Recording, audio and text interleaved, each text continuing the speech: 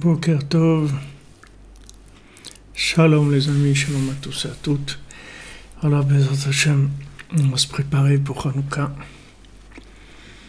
pour les Nerot de Shabbat, pour les Nerot de Hanouka, pour la lumière qui va illuminer le monde. C'est gentil à vous, Madame Maman, Shabbat Shalom. Merci de m'attendre, c'est gentil. Moi aussi, j'attends ce moment qu'on peut parler de Rabbeinu. Alors, quand on allume les bougies de Shabbat, ou quand on allume les bougies de Hanouka, il faut avoir l'intention que Bezrat Hashem, la lumière du tzaddik, elle éclaire le monde, elle illumine le monde, de manière à ce que chacun, là où il est, il puisse voir la vérité, puisse sortir de l'obscurité. Bezrat Hashem, on est là pour ça, pour diffuser cette lumière. Donc chacune, quand elle allume les lumières, les Nerot de Shabbat, il faut penser à ça, en allumant les Nerot de Shabbat, dire que la lumière du tzaddik, elle se diffuse dans le monde. Cette lumière, elle a la possibilité d'enlever toute l'obscurité, toute la souffrance, toute la haine, toute l'incompréhension, toute la solitude, toute l'amertume, toutes les nerfs, toute la rage qu'il y a dans le monde. Bezrat Hashem. Alors, on était dans une chôte Hanouka à la Chadalet, dans les paroles de Rabbi Nathan sur Hanouka, d'après la Torah Samer Zayin, la Torah 67, dans le deuxième partie du Likutei Moharan. Et Rabbi Nathan, il dit dans le passage Gimel, donc c'est la page 493 pour ceux qui ont le Likutei Halachot, V'zeh prinat ner shel Shabbat. Donc on avait parlé déjà un moment, puisque on n'a pas fait, ça fait plusieurs semaines qu'on n'a pas fait ce Likutei Halachot sur Hanouka. Donc on avait parlé du principe de la lumière de feu, la lumière de lumière. On a dit que l'équilibre, le dosage de la lumière, c'est ça ce qui transformait la lumière en quelque chose de bénéfique, ou bien quelque chose qui soit du feu, des incendies, du feu. Ce feu-là, c'est quand la lumière est trop forte. C'est la lumière de la Gdusha, mais elle est trop forte, donc elle devient destructrice. On était dans cette Torah-là, et on a justement vu que tout le nes de Hanouka, c'est le miracle de Hanouka, c'est que le feu de la flamme, il n'arrivait pas à consumer l'huile. C'est-à-dire que l'huile, elle restait, malgré qu'il y avait le feu. Donc il y avait de l'huile normalement pour brûler un soir, et ça a brûlé pendant 8 jours. Et quel était le miracle? Le miracle, c'est que cette huile, cette flamme-là, elle consumait pas l'huile. Ça, c'était le miracle qu'on avait vu, cet angle-là du miracle de Hanouka. Donc Rabbi Nathan, il va nous parler aussi maintenant des bougies de Shabbat, puisque Rabbi Nathan, il est décédé très proche de Hanouka, puisqu'il est décédé le Asara Betevet, le 10 Tevet, qui est une semaine à peu près après Hanouka.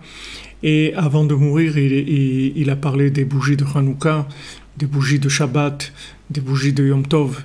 Et il a dit, j'ai des milliers d'halachot que je veux écrire sur ça, mais j'ai plus la force maintenant. C'était quelques heures avant de quitter ce monde.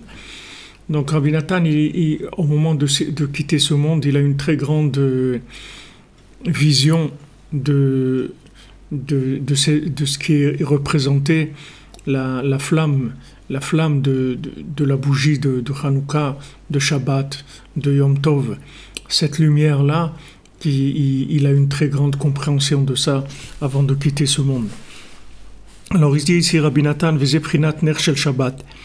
Donc ça, c'est le principe des bougies de Shabbat, Ki beshabbat az nidgalim meore or. Shabbat, c'est une révélation des luminaires de lumière. Ki Shabbat shema de kutsha berechu, parce que Shabbat c'est le nom d'Hachem. Alken az mitzvah le adlik ner.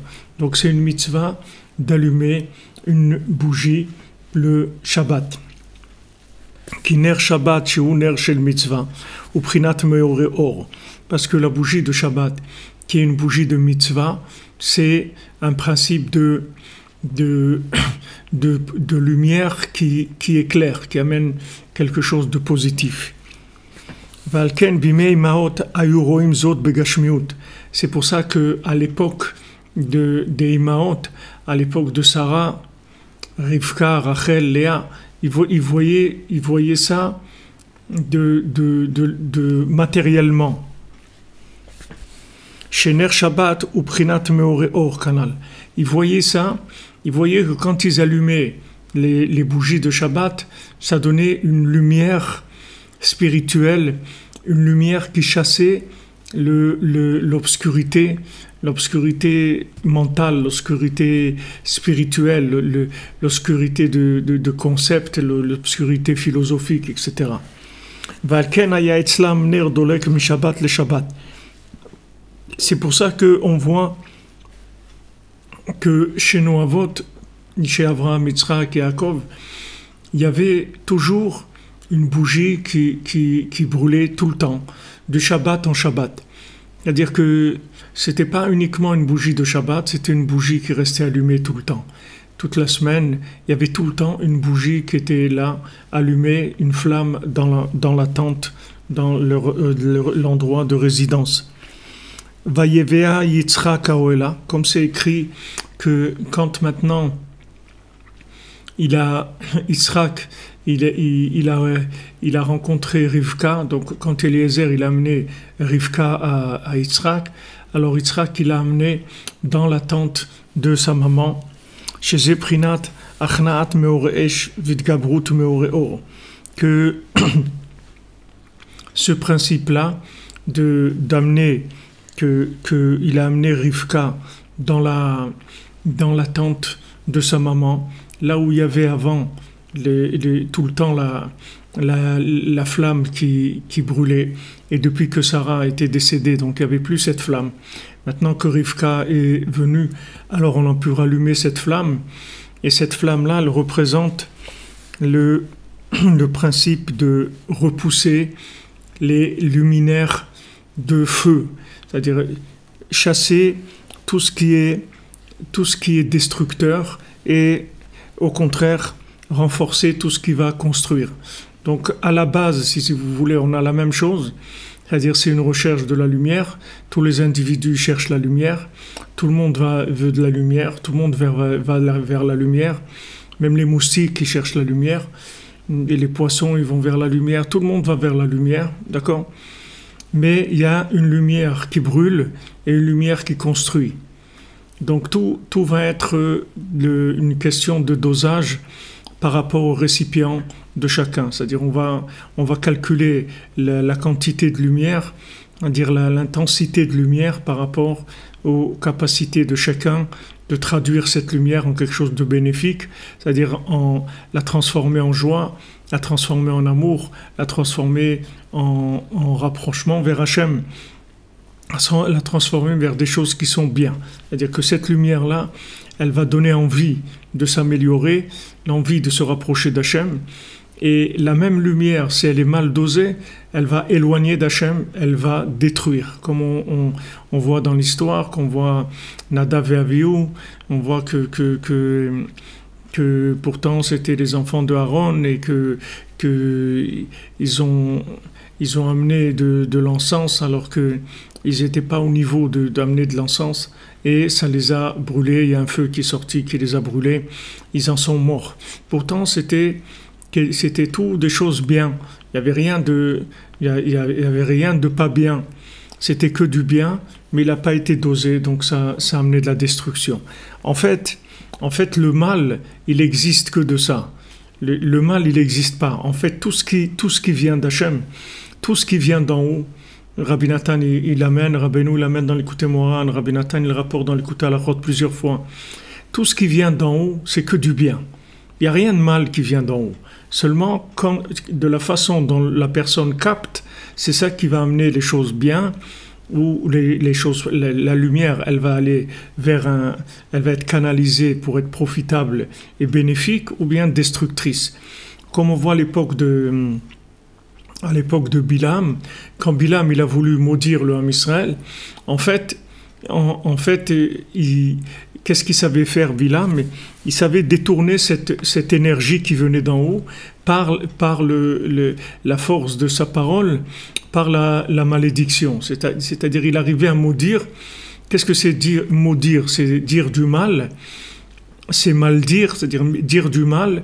Et en disant du mal, transformer la lumière en feu. C'est-à-dire transformer cette lumière qui à la base pourrait être une bénédiction, la transformer en malédiction. Donc ça c'est, si vous voulez, toutes les forces du mal, elles fonctionnent avec ça. C'est-à-dire qu'elles utilisent la lumière, et la seule lumière qu'il y a, c'est la lumière d'Hachem, parce qu'il n'y a pas de lumière d'obscurité, ça n'existe pas. Lumière d'obscurité, ça n'existe pas. Ça n'existe que de la vraie lumière, c'est-à-dire de la lumière qui vient d'Hachem. Donc la lumière d'Hachem, elle descend des mondes supérieurs, des mondes de l'émanation, elle descend, et quand elle arrive dans ce monde, elle prend forme. Elle prend forme, et elle va prendre forme par rapport au récipient de chacun, par rapport à ce qu'il veut, c'est-à-dire qu'est-ce qu'il veut, qu'est-ce qu'il cherche, à quoi il veut arriver. Alors selon ça, il va transformer cette lumière-là en quelque chose de positif ou en quelque chose de négatif et de destructeur. Alors la même chose, quand Esav rencontre Yaakov, il vient avec 400 hommes, que c'est ces valeurs numériques de mauvais œil, le mauvais œil, c'est-à-dire qu'il vient le mauvais œil, c'est-à-dire la façon négative de voir les choses de manière à transformer la lumière en destruction. C'est-à-dire que comment canaliser de la lumière pour en faire un outil de destruction. Donc ça, ce sont les forces du mal, et Esav en tête, et Amalek, puisque même ce que Esav n'est pas arrivé à faire, il a essayé de demander à son fils de le faire, son fils n'est pas arrivé, alors il a transmis le message à Amalek, et Amalek, il a attendu que les Bnei Israël ils sortent d'Égypte pour les attaquer, parce qu'avant, il savait qu'il ne pouvait rien faire, puisque Esav, il n'a rien pu faire, Lavan, il n'a rien pu faire, et personne n'a rien pu faire contre Yaakov. Donc il s'est dit, après l'exil d'Égypte, comme maintenant ils vont sortir avant 400 ans, donc ils n'auraient pas réparé les 400 approches qu'il y a de positives dans le monde, c'est-à-dire de manière à voir les choses de façon optimisée, positive au maximum. Donc ça sera le moment de les attaquer. Donc comme on est sorti prématurément, ça veut dire faible. Faible, ça veut dire incapable de gérer la lumière. C'est ça la faiblesse. Quand quelqu'un est faible, la lumière, ça lui fait mal. Comme les yeux, comme quelqu'un qui a les yeux fermés, et maintenant s'il ouvre les yeux, si la lumière est forte, ça va lui faire mal aux yeux. Alors que cette lumière, elle peut servir à lire, à faire des choses extraordinaires. Mais si maintenant ses yeux sont faibles, la lumière, ça va le détruire. Maintenant, en sortant d'Égypte, on n'est pas resté 400 ans en Égypte. Donc on est sorti, on n'était pas complètement construit dans notre rapport avec le monde. C'est-à-dire qu'on ne savait pas exactement quel rapport il fallait avoir avec les choses. On est sorti rapidement, précipitamment, prématurément, et ça a entraîné que on a eu toutes les difficultés qu'on a eues à gérer la lumière. C'est-à-dire on était dans une fragilité énorme, parce que la moindre chose qui était pas comme il fallait, ça nous agaçait tout de suite, ça nous révoltait tout de suite, ça amenait de la rage, des nerfs tout de suite. Ça, c'est le signe d'une personne qui est dans une lumière qui dépasse ses récipients. Quand la lumière dépasse les récipients, ça donne des nerfs. Ça donne des nerfs, ça donne de la révolte, ça donne de l'incompréhension, ça donne de l'agressivité, ça donne de la haine, ça donne tout ce qui est négatif. Mais au départ, c'est de la lumière. Il y a rien de mauvais là-dedans. La lumière, elle est extraordinaire. Seulement, comme elle est captée, comme elle est gérée, elle donne le contraire. Elle donne le contraire. Vous voyez par exemple ça dans le monde dans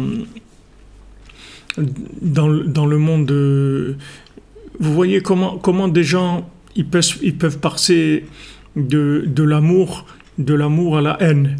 Comment des gens, des fois, des couples comme ça, qui se sont tellement aimés, qui ont vécu tellement de choses extraordinaires, il arrive, chas v'shalom, dans leur vie qu'à un moment, ils n'arrivent plus à gérer, c'est-à-dire qu'ils n'ont plus assez d'amour pour arriver à gérer, à digérer surtout, à digérer les situations difficiles, et ça explose. Mais quand ça explose, on voit que cet amour, il se transforme après en haine. Parce qu'en fait, c'est la même chose. L'amour et la haine, c'est la même chose. La base de l'amour et de la haine, c'est exactement la même lumière. C'est juste de la façon dont c'est géré, c'est tout. Si c'est géré positivement, ça donne de l'amour, ça donne quelque chose d'extraordinaire. Et s'il n'y a pas de récipient pour le gérer, ça dégénère dans la guerre, dans la haine, dans des choses terribles. Et vous pouvez voir des gens, autant qu'ils se sont aimés, autant qu'après, quand ils se disputent, ils se déchirent, mais alors de façon horrible. Et on est toujours très étonné de voir ça et de se dire, mais comment c'est possible d'en arriver là? Comment c'est possible? Comment on arrive à des choses comme ça? Vous croyez qu'on est à l'abri de ces choses-là? Il n'y a personne qui est à l'abri de ces choses-là. Vous croyez que c'est des gens pas bien parce qu'il leur arrivait ça? C'est pas des gens pas bien. Tous les gens ils sont bien. Seulement le problème, c'est qu'il y a du déséquilibre, c'est tout. Les gens, ils gèrent pas leur vie, ils font pas attention. Ils vont vers des choses qui sont trop fortes pour eux, qui sont trop grandes pour eux, qui sont trop puissantes pour eux par rapport à ce qu'ils sont maintenant. Après, ça pourra venir, mais maintenant, c'est trop fort pour eux. Donc ça dégénère, c'est-à-dire que les récipients, ils gèrent pas la chose. Donc comme les récipients ne gèrent pas la chose, les récipients, ils éclatent. Et quand les récipients, ils éclatent, la lumière, elle est prise par le côté négatif et ça devient de la destruction. Ça devient la destruction. C'est comme ça qu'il y a des guerres, c'est comme ça qu'il y a de la haine, c'est comme ça qu'il y a du terrorisme, c'est comme ça qu'il y a des choses comme ça, parce que c'est tout des déséquilibres, c'est de l'exagération. Mais la base, c'est de la lumière. Donc le fait que la base, c'est de la lumière, c'est quelque chose qui donne beaucoup d'espoir et qui console beaucoup l'être humain. Parce que du moment où on sait qu'il n'y a pas d'être qui soit foncièrement mauvais, c'est juste des individus qui n'ont pas géré la lumière. Donc comme ils n'ont pas géré la lumière, ça a donné de la violence, ça peut donner du crime, ça peut donner des choses horribles. Mais la base, c'est pas quelque chose de négatif. C'est une question de gestion. C'est pas une question de lumière. Souvent, merci Monsieur Mosque, c'est gentil à vous. Moi aussi, ça me recentre. Ne croyez pas que c'est que vous. Le principe, c'est que si vous voulez, on est livré à nous-mêmes. On n'a pas... Imaginez-vous, bon, on a des parents qui sont occupés de nous quand on était petits, pour pas qu'on mange trop de chocolat, pour pas qu'on boit trop, pour pas qu'on se salisse, pour pas qu'on joue à des choses dangereuses, etc. Ok, on s'occupe de nous, on essaye de nous éduquer pour que ça tienne la route à peu près. Il y a des fois où, voilà, j'ai vu un article aujourd'hui en Israël, un petit enfant de 11 ans qui est tombé du 12e étage ou 15e étage, je ne sais pas. Pourquoi? Parce qu'il faisait du sport extrême, c'est-à-dire il passait de la fenêtre de sa chambre au balcon de la salle à manger, au-dessus du vide. Et il l'a fait une fois ou deux, ça a marché, et manque de peau, la troisième fois, ça n'a pas marché, il est tombé. Et vous voyez la maman, elle dit, je comprends pas, voilà, on laisse les enfants, on leur laisse de la liberté. En fait, elle lui a laissé de la liberté. Elle dit, je voulais le respecter. Je voulais pas toucher son portable. Je voulais jamais toucher son téléphone portable, par respect.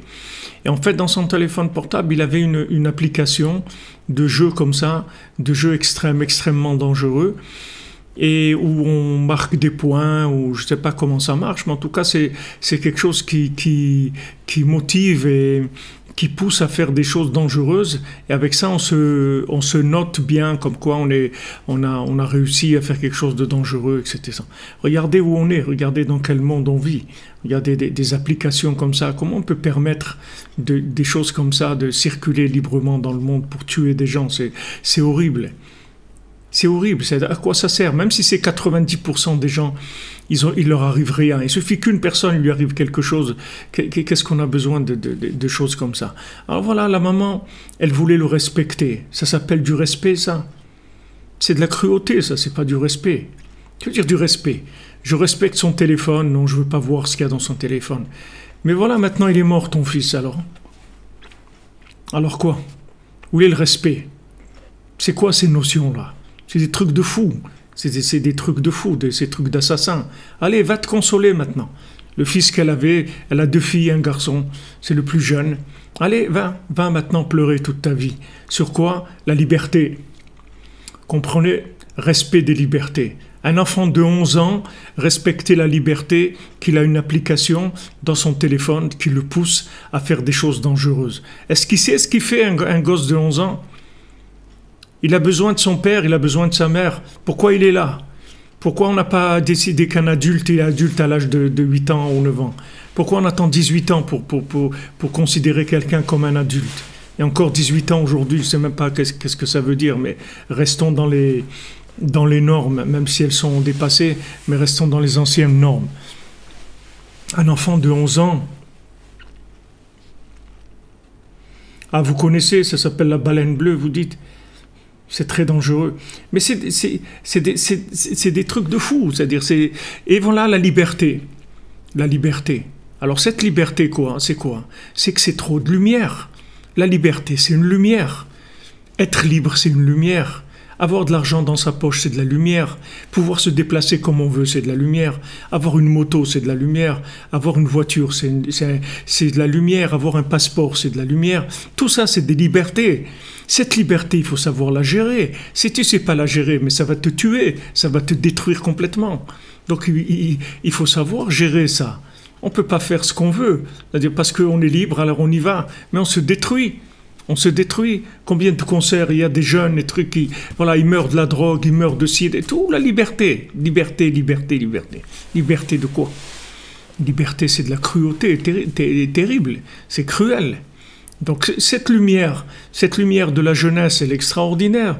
Baruch Hashem, tu es jeune, tu es plein de vitalité, tu as envie comme on dit, de manger le monde, tu as envie de faire des choses extraordinaires, mais tu as des parents, des maîtres qui doivent s'occuper de toi pour te mettre là où il faut.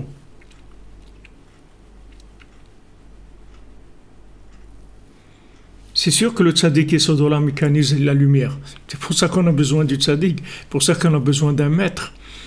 On a besoin, dans le mot maître, vous avez la maîtrise, c'est-à-dire c'est la chose principale, c'est de maîtriser la lumière.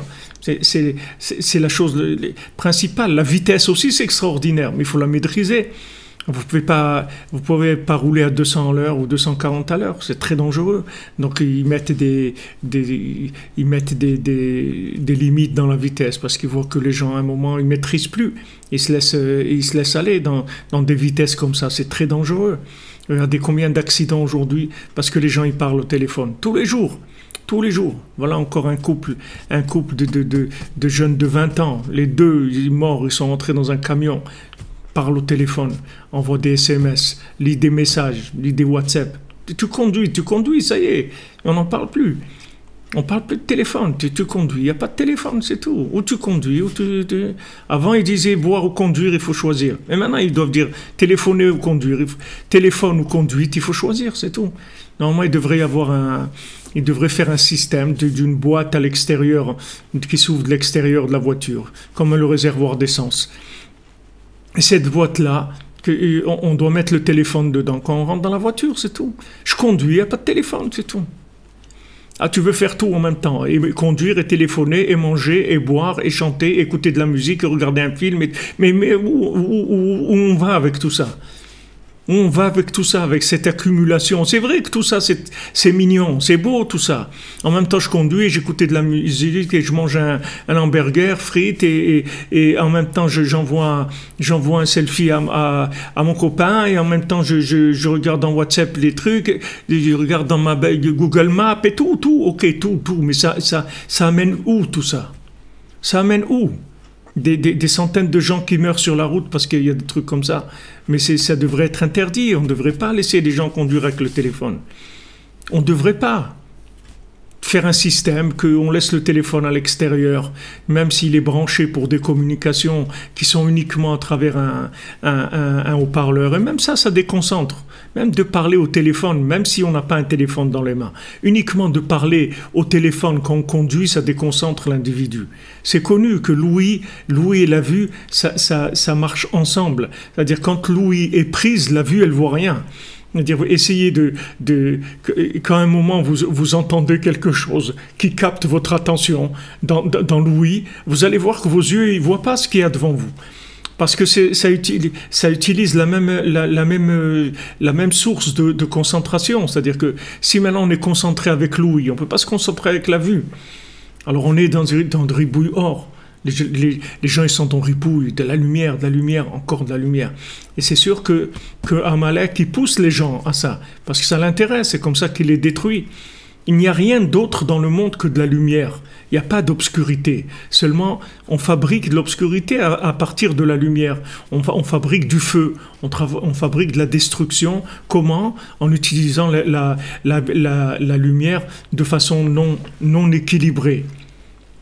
Alors, si vous voulez, la racine de ça, c'est tout l'équilibre de la présence divine dans le monde, puisque Hachem, avant de créer ce monde comme on le vit, il a dû faire plusieurs mondes qui se sont détruits. Il y a plusieurs mondes qui se sont détruits jusqu'à ce que ce monde tienne. Mais il tient juste, c'est-à-dire la présence divine qu'il y a dans ce monde. Elle est juste ce qu'il faut pour que ça se maintienne avec des hauts et des bas, avec des possibilités un petit peu de montée et des possibilités aussi de destruction. C'est ce qui amène toutes les catastrophes qu'il y a dans le monde, toutes les catastrophes naturelles, tous les problèmes des gens, etc. C'est parce que cette lumière-là, qui est une réalité, qui se trouve dans le monde, elle est mal gérée. Elle est mal gérée. Même Rabbi Nathan, quand il a entendu parler de l'Aïd Bodedut, il a dit, je vais aller dans le monde, je vais leur crier, je vais leur dire, qu'est-ce que vous faites de votre vie, etc. Rabbi Nachman lui a dit, tu vas rien faire comme ça, reste tranquille, avec ça tu vas rien faire. Viens, tu vas étudier et tu vas écrire l'écouter à la rote et tu vas éclairer le monde avec ça. Et avec ça, tu vas éclairer le monde. C'est-à-dire, ce sentiment que tu as, ce sentiment-là de extraordinaire, cet enthousiasme extraordinaire que tu as, je vais te donner des outils. Comment tu vas traduire cet enthousiasme en quelque chose de bénéfique pour le monde? Alors, c'est sûr que quand on est faible, on a envie de lumière. On a envie parce qu'on est faible. On est faible. On n'a pas de joie de ce qu'on a. C'est-à-dire, on ne sait pas se contenter de ce qu'on a. Donc, ça nous amène vers le ribouille or. C'est pour ça que Hanouka, si vous voulez, ce sont des jours de Hallel et de Hoda'a. Pourquoi on dit ce sont des jours de remerciement, de louange à Hachem? Des jours où on remercie Hachem, où on est joyeux et on fait le Hallel entier, c'est-à-dire qu'on fait tout le Hallel, toute la prière du Hallel entière, on saute rien, alors que les autres jours de Rosh Chodesh ou Pessah et tout, on saute des parties. Mais là, on saute pas, on le fait entièrement. Pourquoi? Parce que c'est lié. Autant maintenant, on va t'amener la lumière de Hanouka, mais si tu veux recevoir la lumière de Hanouka, il faut d'abord que tu saches dire merci. Parce que si tu ne sais pas dire merci, quand on va te donner de la lumière, cette lumière, elle va te détruire. Pourquoi? Parce que si tu ne sais pas dire merci, ça veut dire que tu sais pas, tu n'es pas conscient de la lumière que tu as. Tu n'es pas conscient du bien que tu as. Et tu veux qu'on te donne encore, tu vas faire quoi avec? Encore plus de bêtises. On t'a donné 20 €, tu as acheté du cannabis, on va te donner 50 pour que tu achètes de la cocaïne. Tu veux quoi? Tu veux arriver à quoi? Tant que tu n'es pas conscient, tant que tu ne dis pas merci, on ne va pas te donner plus. Et c'est bien qu'on ne te donne pas plus. Parce que c'est dangereux. Si tu ne sais pas remercier, c'est-à-dire que tu ne sais pas te contenter de ce qu'on t'a donné, c'est-à-dire être joyeux de ce que tu t'as donné, de ce qu'on t'a donné déjà. On ne parle pas maintenant de se contenter de rester dans son de rester dans son coin, de ne pas avancer. Il faut avancer. Il faut avancer, mais il faut pas avancer. Il faut de façon coordonnée, de façon pas se jeter en avant. C'est sûr que c'est la 50e porte, M. Terrier, vous avez raison. C'est-à-dire c'est la réaction de la 50e porte. Les gens qui sont dans la 50e porte, leur réaction c'est ça, c'est qu'ils vont vers la lumière de façon complètement délirante et sans faire attention à quoi que ce soit. Maintenant, nous on est là pour gérer cette 50e porte. On doit gérer cette 50e porte. Donc, la fête de Hanouka, la fête de Purim, vous voyez que c'est orienté vers de la joie, c'est orienté vers du remerciement, c'est orienté vers de l'amour, c'est orienté vers ça. Ces deux fêtes-là, qui sont les fêtes de la 50e porte, elles sont orientées vers ce principe-là de la joie, d'être content, de se contenter de ce qu'on a, à Purim d'être joyeux, à Hanouka d'être joyeux, d'en faire une fête familiale où on est à la maison, où on fait les beignets, on mange, on rigole, etc. On chante beaucoup pendant Hanouka, pendant qu'on allume les nérodes de Hanouka, on chante pendant une demi-heure, 3/4 d'heure, on remercie Hachem de ce qu'on a. Pourquoi on remercie Hachem de ce qu'on a? C'est pour pouvoir gérer ce qu'on va recevoir de plus, puisque maintenant à Hanouka, Hachem il veut nous donner de la lumière. Mais si maintenant on ne dit pas merci, c'est dangereux pour nous de nous donner de la lumière. Regardez, il nous a donné de la lumière pour sortir d'Égypte, qu'est-ce qu'on en a fait? On a commencé à se plaindre, on a commencé à dire voilà, on veut retourner en Égypte, on a fait le veau d'or, on a fait on n'a pas voulu rentrer en Eretz Israël, on a fait des choses catastrophiques. Tout ça parce qu'il y avait beaucoup de lumière. Il y avait beaucoup de lumière, mais du moment où maintenant on nous a donné de la lumière et qu'on n'avait pas la force d'apprécier cette chose-là, ça fait de nous des gens gâtés et des gens qui sont à la limite des nerfs et de la révolte et de l'explosion. Voilà pourquoi vous voyez des familles qui se détruisent ou qui ne se construisent pas. Alors les gens ne veulent pas se marier, ils ont peur de se marier, parce qu'ils ne savent pas quelle réaction ils vont avoir, est-ce qu'ils vont pouvoir gérer cette chose-là. Ou bien des gens qui sont mariés, combien de divorces, il n'y a jamais autant de divorces. Parce que cette lumière-là d'un foyer, c'est déjà une grande lumière. C'est pas rien du tout d'être marié, de fonder un foyer et d'avoir des enfants. C'est pas rien du tout, c'est quelque chose de très grand. C'est quelque chose d'énorme. Il faut pouvoir le gérer. Comment tu le gères? Il faut que tu dises merci. Si tu apprécies pas, le fait d'être marié, d'avoir des enfants, d'avoir un foyer, d'avoir un travail, de vivre normalement, de te maintenir. Mais qu'est-ce que tu veux qu'on te donne de plus? On veut te donner quelque chose de plus, tu vas exploser avec. On va te détruire. C'est ça que tu veux? On va te donner plus pour que tu te détruises. On va donner à un gosse de 11 ans un téléphone en le respectant, en lui disant voilà c'est ton téléphone, personne ne regarde, tu es libre de faire ce que tu veux avec pour le trouver, ce qui s'est jeté du 13e étage, c'est pour ça qu'on va le faire. C'est quoi cette vie-là? Et ça ressemble à quoi? Ça ressemble à rien. Donc on a besoin de canaliser la lumière avec le tzaddik. Le tzaddik, il nous dit doucement, va doucement, va doucement, va doucement, va vers des choses simples. Simplifie, ne cherche pas les sports extrêmes. Même dans la Torah, ne cherche pas le sport extrême. Simple. Occupe-toi de ton foyer, ton conjoint, de tes enfants, de ton travail et sois joyeux.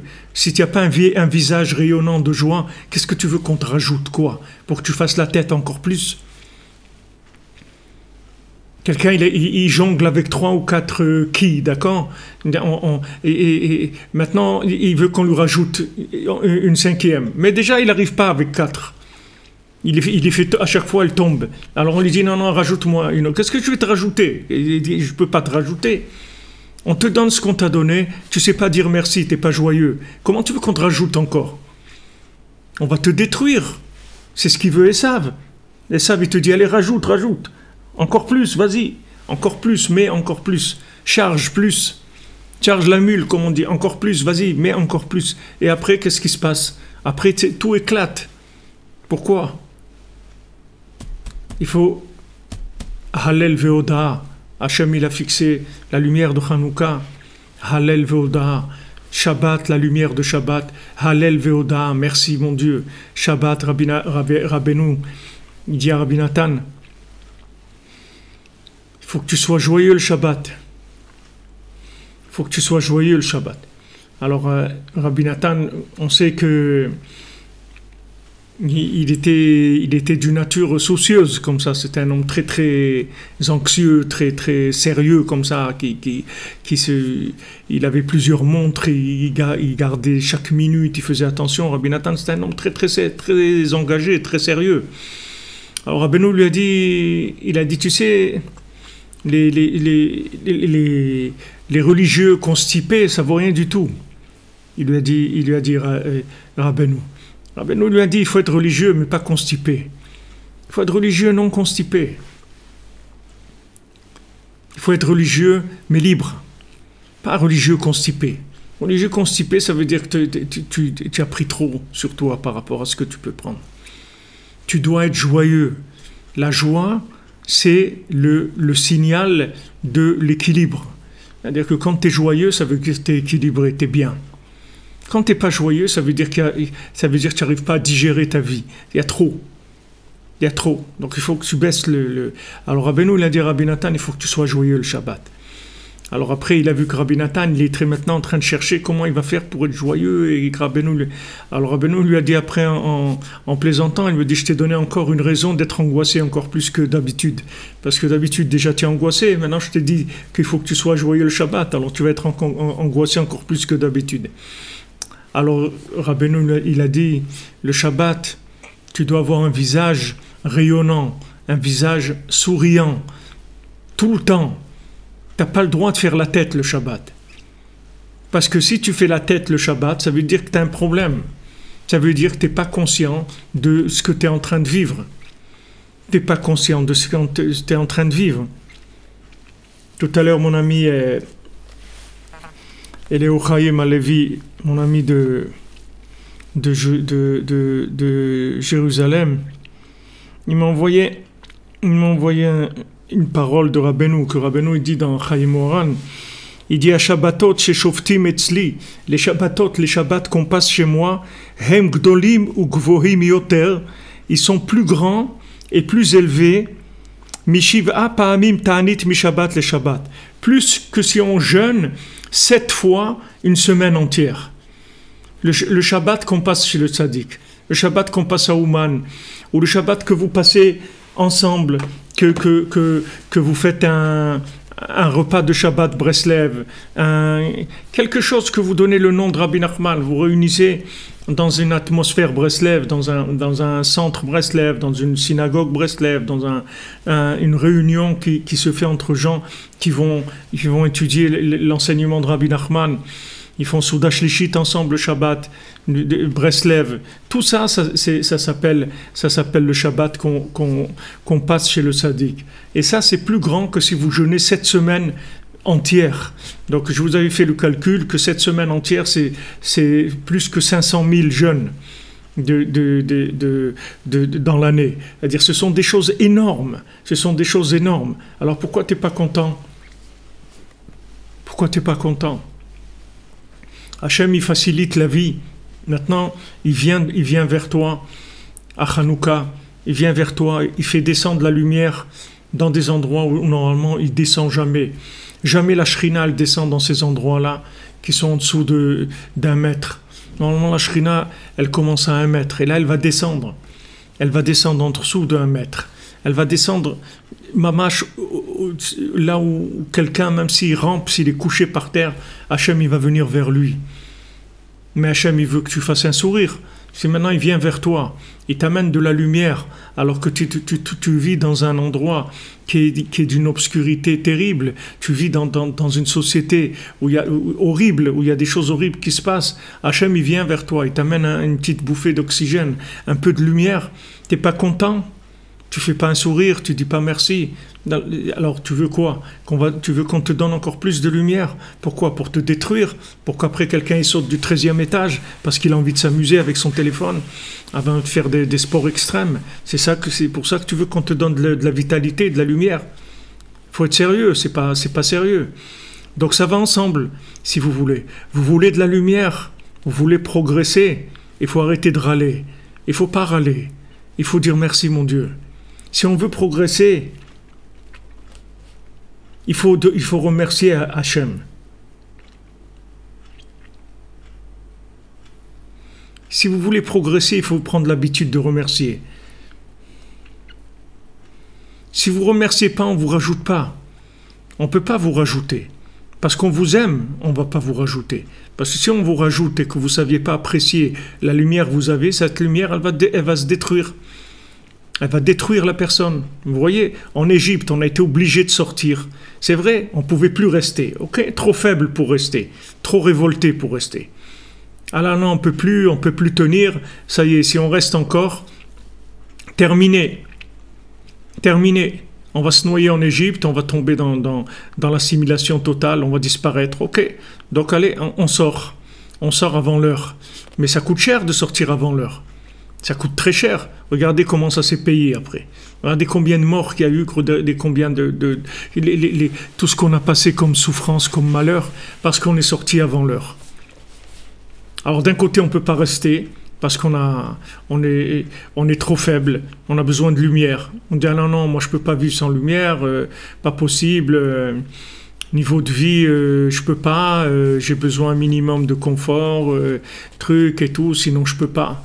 Ok, tu as un niveau de vie aujourd'hui qui dépasse, je ne sais pas de combien, le niveau de vie de quelqu'un il y a 100 ans, ok? Dépasse énormément. Un niveau de vie, voilà, une voiture, il y en a qui ont 2 voitures, ok, une maison, des fois 2 maisons, ça, des vacances 3-4 fois par an, ok, d'accord. Mais tu fais un sourire ou pas? Tu souris pas? Alors tu veux quoi? Avec tout ça, tu râles. Avec tout ça, tu râles. On te donne beaucoup plus que ce qu'on a donné à tes grands-parents et tes arrière-grands-parents. Et eux, ils avaient le sourire. Et toi, on te donne une machine à laver, un micro-ondes, un truc ça, un téléphone comme ça, de l'internet, ça, tu peux acheter sur Amazon, tu peux faire ça, tu peux... Ok. Après, tu souris pas. Tu souris pas. Donc, on a voulu te donner plus pour que tu sois plus joyeux, plus heureux. Pourquoi tu n'es pas heureux? Pourquoi tu n'es pas joyeux? Pourquoi tu es angoissé? Pourquoi tu es angoissé? On te donne tout ça. Pourquoi tu es angoissé? Il y a un manque. Sans arrêt un manque. Ce manque, il vient du fait que tu ne dis pas merci. Si tu disais merci, tu verrais que tu t'habitues à dire merci. Tu te vois que tu vas être bien. Tu vas être bien dans ta peau. Tu vas dire merci. Tu vas voir qu'en disant merci, tu vas te sentir rassasié.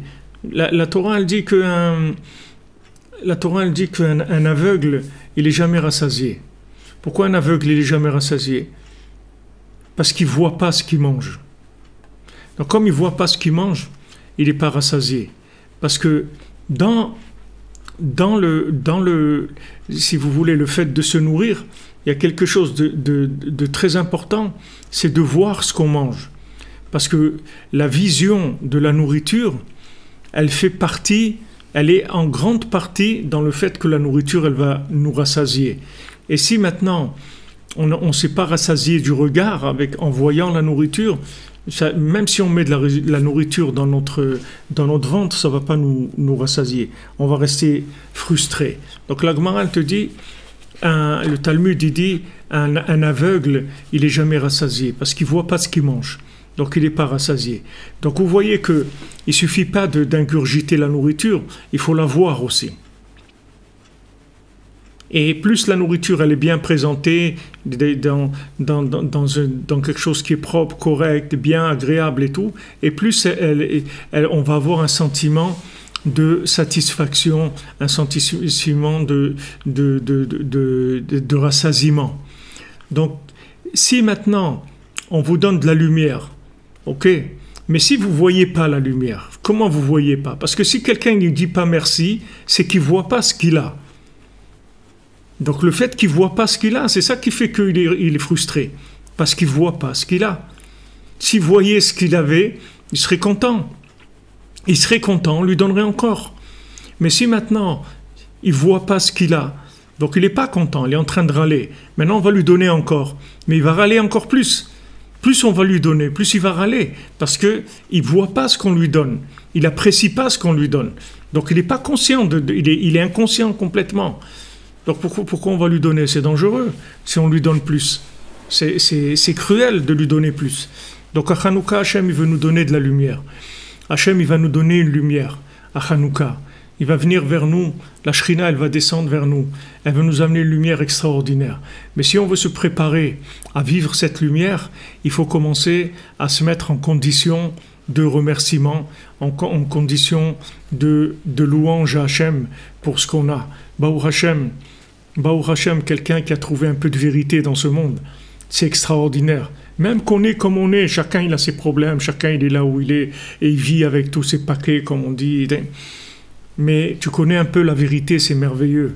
Tu peux regarder un peu le ciel tous les jours, parler un peu avec Hachem tous les jours. Mais c'est merveilleux, c'est extraordinaire. Vous voyez, Rabbeinu, il dit à Rabbi Nathan, il lui dit, tu sais pourquoi tu n'es pas joyeux? Parce que tu sais pas ce que ça veut dire que tu as eu le mérite de te rapprocher de moi.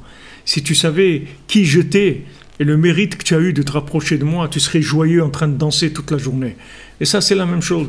Quelqu'un qui connaît un peu Rabbi Nachman, qui a le mérite, qui fait un tikkun haklali, qui est venu à Ouman, qui fait un pays de Bodédout, qui lit un petit peu le livre de Rabbi Nachman, qui suit un cours de Rabbi Nachman, qui fait que... Mais c'est un mérite tellement grand, c'est un cadeau tellement grand dans cette génération, tellement grand dans le monde où on est, que ça suffit. Combien de fois Rabbi Nathan, vous voyez, sans arrêt, dans pratiquement toutes les lettres qu'il a écrites à son fils, il dit, voilà, justement sur Hanouka, il dit, regarde, Rabbeinu il a dit, Yeme Hanouka, Yeme Oda'a, les jours de Hanouka, ce sont des jours de remerciement. Et Rabbi Nathan il dit, si on était venu dans ce monde que pour entendre cette parole, ça suffit. Ça suffit, mais largement, il dit, ça suffit pas. Ça suffit, bon, ok, c'est pas mal. Non, ça suffit largement. C'est-à-dire que si quelqu'un il est venu dans ce monde, il a entendu un enseignement de Rabbi Nachman, ça suffit. Il a amorti son passage sur terre largement, très largement. Alors, à plus forte raison, s'il a entendu 2 enseignements, 3 enseignements, 4, s'il est venu à Ouman, s'il a fait un tikkun haklali, s'il a distribué un tikkun haklali, s'il a aidé quelqu'un à faire It Bodédout, s'il a pris quelqu'un, il a téléphoné à quelqu'un, il lui dit, tu veux pas qu'on aille faire It Bodédout, viens, on essaye demain, après-demain, viens, on va ensemble. Mais il peut pas imaginer les milliards qu'il a. Il peut pas s'imaginer, il n'imagine pas, il voit pas. Donc on a besoin, en fait, d'être référencé, si vous voulez, par des gens qui sont conscients. Malheureusement, comme il disait M. Terrier tout à l'heure, comme on est dans la 50e porte, on ne voit rien du tout, parce qu'il n'y a pas de mesure. Pour voir, il faut de la mesure. Il faut une mesure pour voir. Si vous voulez qu'une ampoule, elle vous éclaire, il faut avoir l'ampoule. Si maintenant vous avez l'électricité sans ampoule, vous n'allez rien voir du tout. Ni vous allez voir, ni vous allez cuisiner, ni vous allez rien faire. Parce que l'électricité, c'est une énergie. Mais s'il n'y a pas un tzimtzum, s'il n'y a pas quelque chose, une contraction, un récipient, il n'y a rien. Vous ne pouvez rien faire de l'électricité. Vous allez faire quoi avec l'électricité? Rien. Vous avez besoin d'un récipient, de quelque chose qui puisse traduire cette chose-là. Nous, on est dans la 50e porte. 50e porte, ça part dans tous les sens. Qu'est-ce qu'on peut faire dans la 50e porte? Quel est notre chemin? Notre chemin, c'est la Emouna, c'est qu'on a confiance dans ceux qui ont le référencement, c'est tout. Eux, ils ont le référencement. Eux, ils connaissent les valeurs. Donc, ils nous disent, voilà, regarde, tu as passé un Shabbat Breslev, c'est comme si tu as jeûné cette semaine. C'est comme si tu as fait 500 000 jeûnes dans ta vie. Est-ce que si on te dit que tu as fait 500 000 jeûnes, tu vas être content? tu vas dire, wow, 500 000 jeunes, j'ai dû réparer des choses extraordinaires, arriver à des niveaux de compréhension de Dieu extraordinaires. Tu vas être content, oui, alors voilà. Un Shabbat que tu as passé Breslev, c'est 500 000 jeunes. Donc tu es content ou pas? Ouais, mais quand même, j'ai des problèmes. Voilà, la personne, elle n'arrive pas à voir la Emouna. C'est ça le problème. C'est la Emouna. La Emouna. Quelqu'un m'a demandé à Paris, non, je ne crois pas que vous avez, que c'est dans le cours que j'ai fait à Antony, mais je crois qu'on avait déjà coupé, c'était à la fin. Je crois pas je sais pas, je me souviens pas si c'est enregistré ou pas. En tout cas, il y a un monsieur qui m'a dit, mais d'aller à Rosh Hashanah Ouman et de laisser sa famille, etc., comment vous pouvez présenter cette chose-là? Alors, je lui ai expliqué, je lui ai dit, regardez, D'abord, Rosh Hashanah, c'est pas une fête comme Pessah ou Sukkot ou Shavuot. C'est pas une fête, c'est un jour de jugement. Donc, quand on va au tribunal, on va pas avec sa femme et ses enfants. C'est un jour de jugement. C'est pas un jour de fête. Ça, c'est une chose.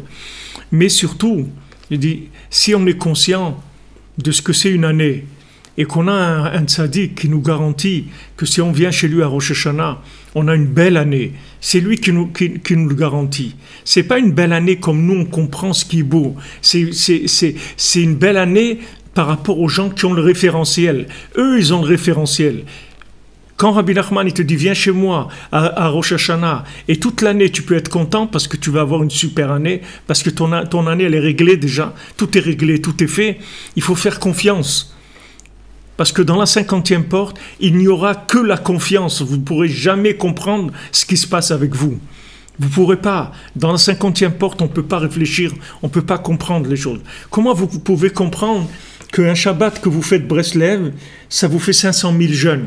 Comment vous pouvez comprendre que vous venez à Rosh Hashanah Ouman, vous passez 2 jours à Ouman ou 3 jours, et toute votre année, elle est réglée. Comment vous pouvez comprendre que vous venez à Ouman, vous faites un tikkun haklali, ça répare votre passage sur terre à vous, vos parents, vos grands-parents, vos arrière-grands-parents, jusqu'à Adam Arishon? Comment vous pouvez comprendre des choses comme ça? Mais c'est incompréhensible. Comment je viens à Ouman, je viens, je fais un tikkun haklali, ça prend 10 minutes, un quart d'heure, et je m'en vais, et ça y est, tout est réglé, tout est réparé.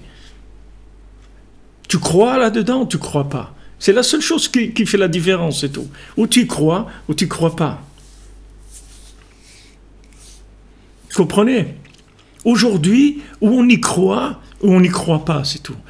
Si on y croit, ça marche. Avant, les gens ils disaient « je ne crois que ce que je vois ». Aujourd'hui, c'est le contraire. « Je ne vois que ce que je crois ». C'est le contraire. Si vous le croyez, vous allez le voir. Alors, vous voyez tous les coachs, tout ça, ils s'amusent avec ça. Ils vous disent, voilà, il faut avoir confiance, tu vas voir, ça va marcher. Tu veux une maison, tu prends une photo de la maison, tu la regardes une demi-heure tous les jours, et tu verras qu'après, tu auras la maison, etc.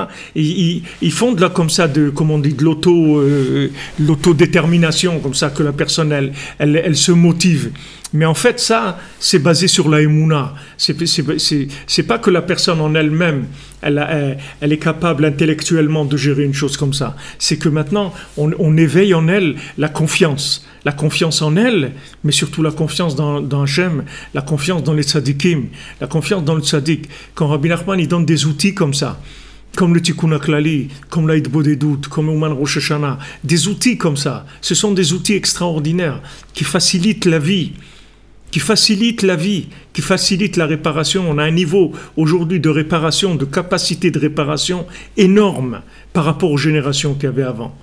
Combien de générations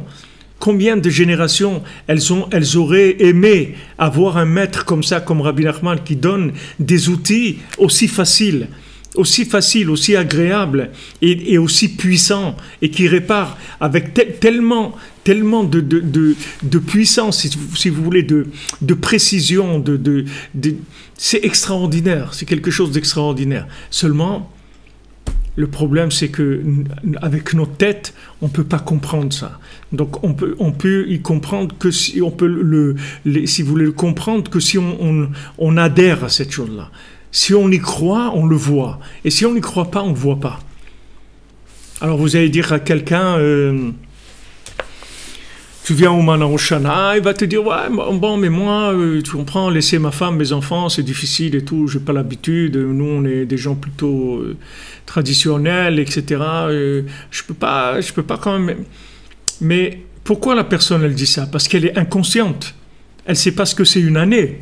Elle sait pas ce que c'est passer une bonne année, avoir une bonne année, une super année, où il y a le bracha du tzaddik, où le tzaddik, il te garantit que tu passes une bonne année.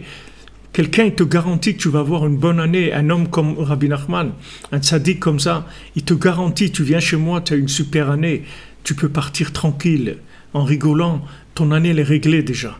Comment quelque chose comme ça te donne pas envie de le vivre? Comment ça ne donne pas envie de le vivre? Tu n'as pas peur de ce qui peut se passer dans ta vie. Tu ne vois pas d'où tu viens. Tu ne vois pas ce qui se passe autour de toi. Tu n'as pas peur pour toi, pour ton conjoint, pour tes enfants, pour ta famille, pour le monde, tout simplement, pour la vie, l'avenir du monde. Tu n'as pas peur. Tu vois, tu regardes le terrorisme, les trucs. Ça existait il y a 50 ans, des gens qui égorgent des gens comme ça, qui leur coupent la tête et qui filment et qui envoient des... Ça existait ça n'existait pas. Donc, ils sortent des choses, tu vois qu'ils sortent des choses que tu ne sais pas ce qui peut sortir du monde. Donc, tu n'as pas peur, tu veux pas essayer d'améliorer un peu la vie. Voilà, tu as des outils simples, très simples. Ouman Rosh Hashanah, Tikkun HaKlali, Hitbodedut, Rabbi Nachman dit, tu fais Hitbodedut, tu empêches Hachem de faire des décrets sur le monde. Comment moi? Oui, toi, pas le voisin, toi. Mais non, mais moi je suis, oui, toi, comme tu es là, comme tu es. Avec ta tête de métèque, comme dit l'autre. Toi, oui. Toi. Comment moi je peux empêcher... Oui, toi. Toi, comme tu es. Chaque minute que tu parles avec Hachem, tu sauves des vies. Tu sauves le monde. Chaque nuit que tu te lèves à Chatzot, tu sauves l'humanité. Tu rachètes l'humanité. Tu rachètes toute l'humanité. Tu fais que le monde il se maintient. Tu te lèves la nuit, tu parles avec Hachem, tu allumes une bougie pour les tzadikim, tu demandes à Hachem, aie pitié de ton monde, tu répares le monde. C'est simple, c'est grand, c'est énorme. Les gens, ils n'y croient pas, c'est tout. Les gens, ils n'y croient pas, c'est tout. Et alors à quoi tu crois? Tu crois à quoi? À tes capacités. Tes capacités, c'est quoi? Tu es capable de faire quoi jusqu'à maintenant? Qu'est-ce que tu as fait jusqu'à maintenant? Tu as réussi ta vie. Tu es quelqu'un qui a réussi, c'est bon, tout va bien pour toi. Tu es content, tu n'as pas peur, tu es bien, tu es sûr de toi, ton avenir, l'avenir de tes enfants et tout baigne, comme on dit. Ok, alors continue. Et si tu es sûr de toi, vas-y. Vas-y. Moi, je peux vous dire que quand on voit les miracles qu'il faut qu'on consomme tous les jours pour se maintenir, pour maintenir ce qu'on a. Je ne parle pas maintenant du développement, je parle de maintenir ce qu'on a. Comme on est attaqué, comme on est envié, comme on est détesté, comme chacun, là où il est. Comment il est attaqué de tous les côtés, dans le peu de bien qu'il a en lui. Rien que tenir, il faut des miracles, tous les jours. On est des grands consommateurs de miracles, on consomme beaucoup de miracles. Donc au moins qu'on dit merci à Hachem sur tout ce qu'il nous donne. Et si on nous dit merci, c'est la preuve qu'on a enregistré la valeur des choses qu'on a. Donc maintenant, puisqu'on est des connaisseurs en valeur de vie, on nous donne plus. On nous donne plus puisqu'on est, on est reconnaissant. Ça veut dire qu'on est connaisseur. Donc on est reconnaissant, donc on nous donne plus. Donc ça, c'est la lumière de Hanouka. Parce que sinon, ça va donner du feu.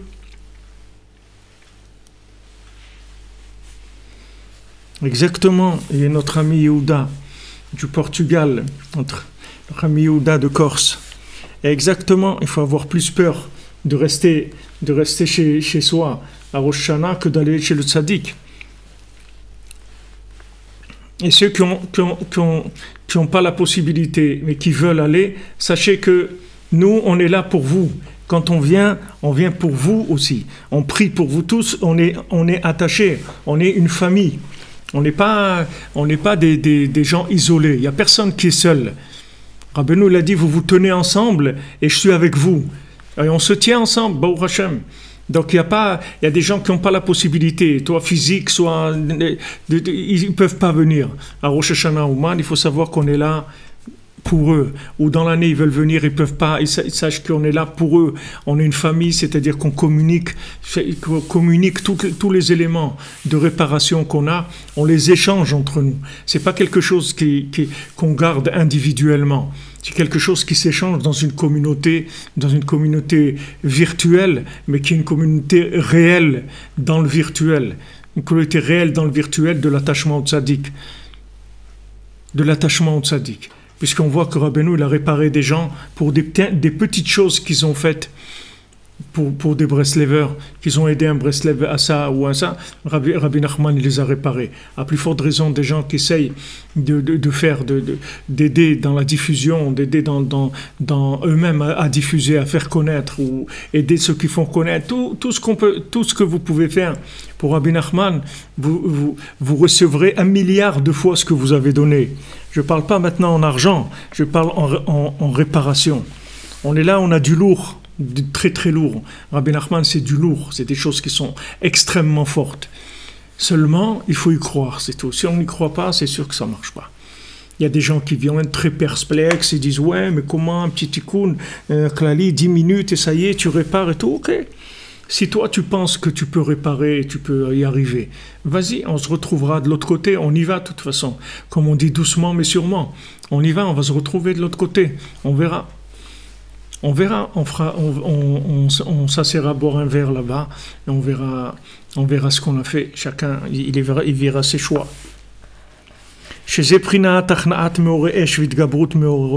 Donc maintenant, le fait maintenant d'amener la lumière dans le Ohel, dans la maison, cette lumière de Hanouka, c'est la lumière que Yitzhak, il a amenée avec Rivka dans sa maison. Avant, quand Sarah était là, il y avait toujours la lumière. Depuis que Sarah n'était plus là, il n'y avait plus cette lumière. Maintenant, Rivka est venue, la lumière est revenue. Donc, il a fait rentrer la lumière dans la maison, comme Hanouka, Ishu Beto, la lumière de Hanouka avec sa maison, avec son foyer. Et pour ceux qui n'ont pas de foyer, qui sont seuls, sachez que vous n'êtes pas seuls, que vous êtes dans la famille, le foyer de Rabbeinu, et on va allumer Bezat Hashem ensemble à Ouman, l'inorot de Hanouka en live, pour que vous ayez aussi le visuel en même temps. Mais même si vous n'avez pas le visuel, sachez qu'on est attachés, et ce lien-là, il permet à tout le monde de profiter de tout ce qui se fait. Et même maintenant qu'on n'a pas le mérite de voir ça matériellement, c'est-à-dire qu'on ne voit pas l'intensité spirituelle de la lumière. On va expliquer, je finis les quelques lignes. Malgré ça, malgré qu'on ne voit pas avec nos yeux cette chose-là, chaque lumière de mitzvah, kegon ner Shabbat, par exemple, une bougie de Shabbat, au ner Bet Hamikdash, ou bien les bougies qu'ils allumaient au temple, au ner Hanouka, ou bien les bougies de Hanouka, kulam hem prinat meore or. Toutes ces lumières-là, ce sont des lumières qui sont des lumières de lumière, pas des lumières de feu. Chez Zeprinat ve'aten badvekim b'Hashem lokechem chayim kulechem hayom. C'est écrit, et vous qui êtes attachés à Dieu, à l'infini, et pourtant vous restez vivants dans ce monde. Vous arrivez à être attachés à l'infini et rester vivants dans ce monde. Ça, c'est le principe de la lumière, si vous voulez, de Shabbat, de Hanouka, de Yom Tov, du Bet Hamikdash. C'était une lumière, et c'est une lumière. Aujourd'hui, cette lumière-là, on ne voit pas, c'est tout. Notre problème, comme je vous dis, c'est qu'on ne voit pas. C'est-à-dire qu'on voit quand on y croit. On voit un petit peu quand on y croit. Et plus on y croit, et plus on le voit. Mais quand on voit aujourd'hui des bougies de Shabbat, on ne voit pas que cette lumière-là, en fait, elle se diffuse dans le monde. Et elle enlève l'obscurité spirituelle, l'obscurité mentale. Elle enlève le mal du monde. On ne le voit pas.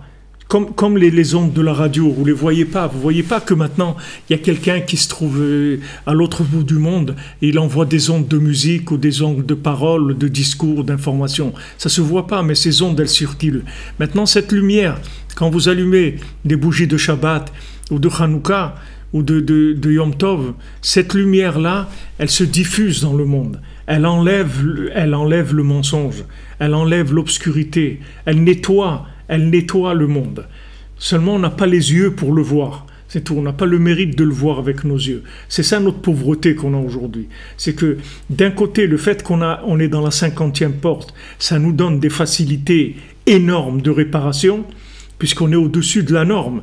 Donc ces réparations hors norme, hors circuit. C'est des réparations comme il n'y a jamais eu dans le monde, puisqu'on est dans la 50e porte. Mais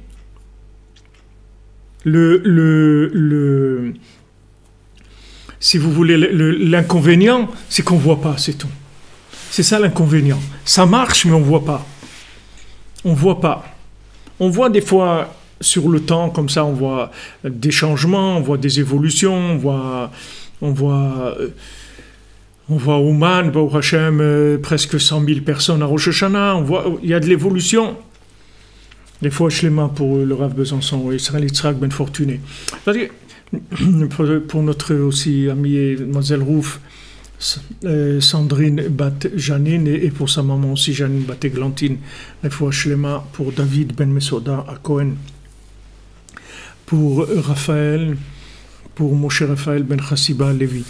Donc, maintenant, si vous voulez, on voit sur le temps, si vous prenez Rabbi Nachman, à son époque, le plus grand Rosh Hashanah qu'il a eu, il y avait 700 personnes. Après, ça a baissé parce que les gens qui sont restés, ils n'étaient pas vraiment accrochés. S'il n'y avait pas le rabbi en chair et en os, comme on dit. Et après, doucement, ça a repris. Après, c'est tombé. Après, il y a eu le bolchevisme, le communisme, etc. Et après, ça a repris. La femme, elle a repris de très fort. C'est-à-dire que très fort. 100 000, c'est pas énorme. On devrait être 2 milliards ou 3 milliards. Mais bon, ça va venir. Bezat Hashem. Pour l'instant, c'est 100 000. C'était cette année. C'est sûr que ça va aller en augmentant de façon exponentielle. Mais cette évolution, comment elle s'est faite ? Si vous essayez de voir dans un jour ou dans une heure, vous n'allez pas voir l'évolution. C'est comme votre corps, vous n'allez pas voir qu'il vieillit, que vous grandissez. Un petit enfant, vous ne pouvez pas le mesurer chaque minute pour voir quand il grandit. Mais si vous le voyez un an après, vous allez voir qu'il a grandi, 6 mois après, il a grandi. Maintenant, la lumière, elle grandit. La lumière, elle gagne du terrain. Seulement, vous ne pouvez pas le voir, c'est tout. L'évolution, vous ne la voyez pas, mais le changement, vous allez le voir. L'évolution qui mène si vous voulez, de l'obscurité à la lumière, ou bien de l'état dépressif à l'état joyeux, ou de la solitude à l'amitié, etc. L'évolution, comment ça marche, vous n'allez pas le voir. Mais vous allez voir que ça ne marchait pas, et maintenant ça marche. Qu'est-ce qui s'est passé au milieu? Vous ne pouvez pas vous rendre compte, parce que ça ne travaille pas avec de la logique. Comme ça ne travaille pas avec la logique, vous ne pouvez pas voir Si vous voyez une machine à la chaîne, vous allez voir comment ça marche. Vous allez voir le truc qui rentre là, le café, ou le truc après il circule, il rentre dans un ça, il y a ça. Chaque étape, vous allez voir au départ des grains de café, au bout, vous allez voir un pot de café, vous allez dire, mais comment ça vient ça? Ben bien, je vais te montrer comment ces graines de café, ça devient en supposant que le café qu'on a, ça vient des graines de café, que ça vient pas je sais pas d'où, du polystyrène, je sais pas ce que c'est, enfin, supposons qu'on est virtuellement correct. Alors, vous avez des grains de café d'un côté, après vous voyez un pot de café de l'autre côté. Waouh, comment c'est miraculeux. Ouais, non, viens, je vais t'expliquer. Voilà, ça fait ça, et on arrive, Baruch Hashem, voilà, la chose elle est là, ok? Donc, tu as compris comment ça marche, oui. Alors maintenant, regarde, je vais t'enlever la chaîne de fabrication. Je vais te montrer le départ et l'arrivée, c'est tout. Et la chaîne de fabrication, elle est fermée. C'est-à-dire, on ne peut pas y avoir accès. On ne peut pas, c'est tout. Tu n'as pas accès, c'est fermé. Tu as l'entrée et tu as l'arrivée. Et au milieu, ce qui se passe, on ne peut pas te montrer comment ça marche. Mais tu vas voir qu'il y a quelque chose au départ il y a quelque chose à l'arrivée. Il y a un résultat à l'arrivée. Comment ça marche que quand j'écoute un cours de Rabbi Nachman, ça change ma vie? J'en sais rien. Comment? J'en sais rien. Je sais pas. Mais ça marche. Rabbi Nachman dit, tu parles de moi, tu deviens comme un bébé qui vient de naître. Tu penses à moi, tu vas avoir une pensée de repentir, une pensée de tchouva. Comment ça marche? Je ne sais pas comment ça marche. On ne sait rien. Je ne peux pas savoir comment ça marche. Tu veux en plus qu'on te fasse des réparations qui sont ultra rapides, ultra puissantes, au-dessus de tout ce qu'il y a eu dans le monde, et en plus tu veux comprendre comment ça marche. Pas possible. Parce que pour te réparer de telle façon, on est obligé de t'endormir. T'endormir mentalement, que tu ne saches pas ce qui est en train de se passer. Parce que tu ne peux pas gérer avec ton esprit des réparations comme ça. Comment tu peux comprendre que quelqu'un qui fait un tikkun haklali à Ouman, ça répare toutes les générations derrière lui, lui et toutes les générations depuis le premier homme. Comment tu peux comprendre logiquement qu'en lisant 10 psaumes de Télim dans le fin fond de l'Ukraine ici, tu dois donner une pièce à la Tzedaka en l'honneur de l'âme de Rabbi Nachman, tu vas dire ces 10 psaumes et tu rentres chez toi. Ok? Et ça te répare toi, tes parents, tes grands-parents, tes arrière-parents, jusqu'à Adam Arishon. Comment ça marche? Je ne peux pas te dire comment ça marche. Mais ça marche. Ça marche. Comment ça marche? Eh bien, on a des gens de l'au-delà qui sont venus, qui nous l'ont dit. Il y a des gens qui nous l'ont dit, que ça marche. Il y a des gens qui nous ont dit ça marche très bien. Ça marche super bien. Donc, c'est la foi, c'est tout. On y croit, on n'y croit pas, c'est tout. De toute façon, tout ce que vous vivez aujourd'hui, vous le vivez avec de la foi. Réfléchissez, vous allez voir que de toute façon, on est tous virtualisés. C'est-à-dire la réalité, c'est la réalité virtuelle. Il n'y a plus de réalité. Il n'y a plus de réalité logique, il n'y a que de la réalité virtuelle. Donc c'est juste choisir dans quoi vous allez croire, c'est tout. Mais de toute façon, vous vivez avec de la croyance. Vous ne vivez pas avec autre chose. Donc quand maintenant, Rabbi Nathan, il dit que on ne peut pas voir ça matériellement. On ne peut pas, parce que d'abord, ça enlèverait le libre arbitre complètement.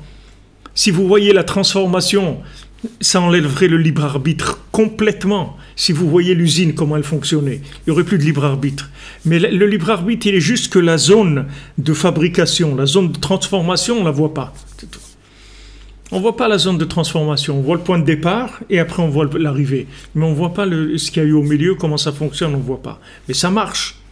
C'est-à-dire que quand vous allumez des bougies pour Shabbat, vous allumez des bougies de Hanouka, cette lumière, elle va et elle répare le monde. Et d'ailleurs, dans la ville de Lyon, il y a une... Ils ont une coutume d'allumer des bougies, ils disent la fête des petites lumières ou quelque chose comme ça. Il y a quelque chose il y a un événement comme ça qui s'appelle la fête des petites lumières ou la fête des lumières, quelque chose comme ça à Lyon. Et qui est dans cette période-là de Hanouka. Pourquoi? Parce qu'à Lyon, à une époque, je ne sais pas, je ne peux pas vous dire, je sais pas quand, mais à une époque, il y avait une épidémie. Il y avait une épidémie qui faisait des carnages. Et c'est tombé l'époque au milieu de cette épidémie-là, il y a eu Hanouka. Alors voilà, ça s'appelle la fête des petites lumières.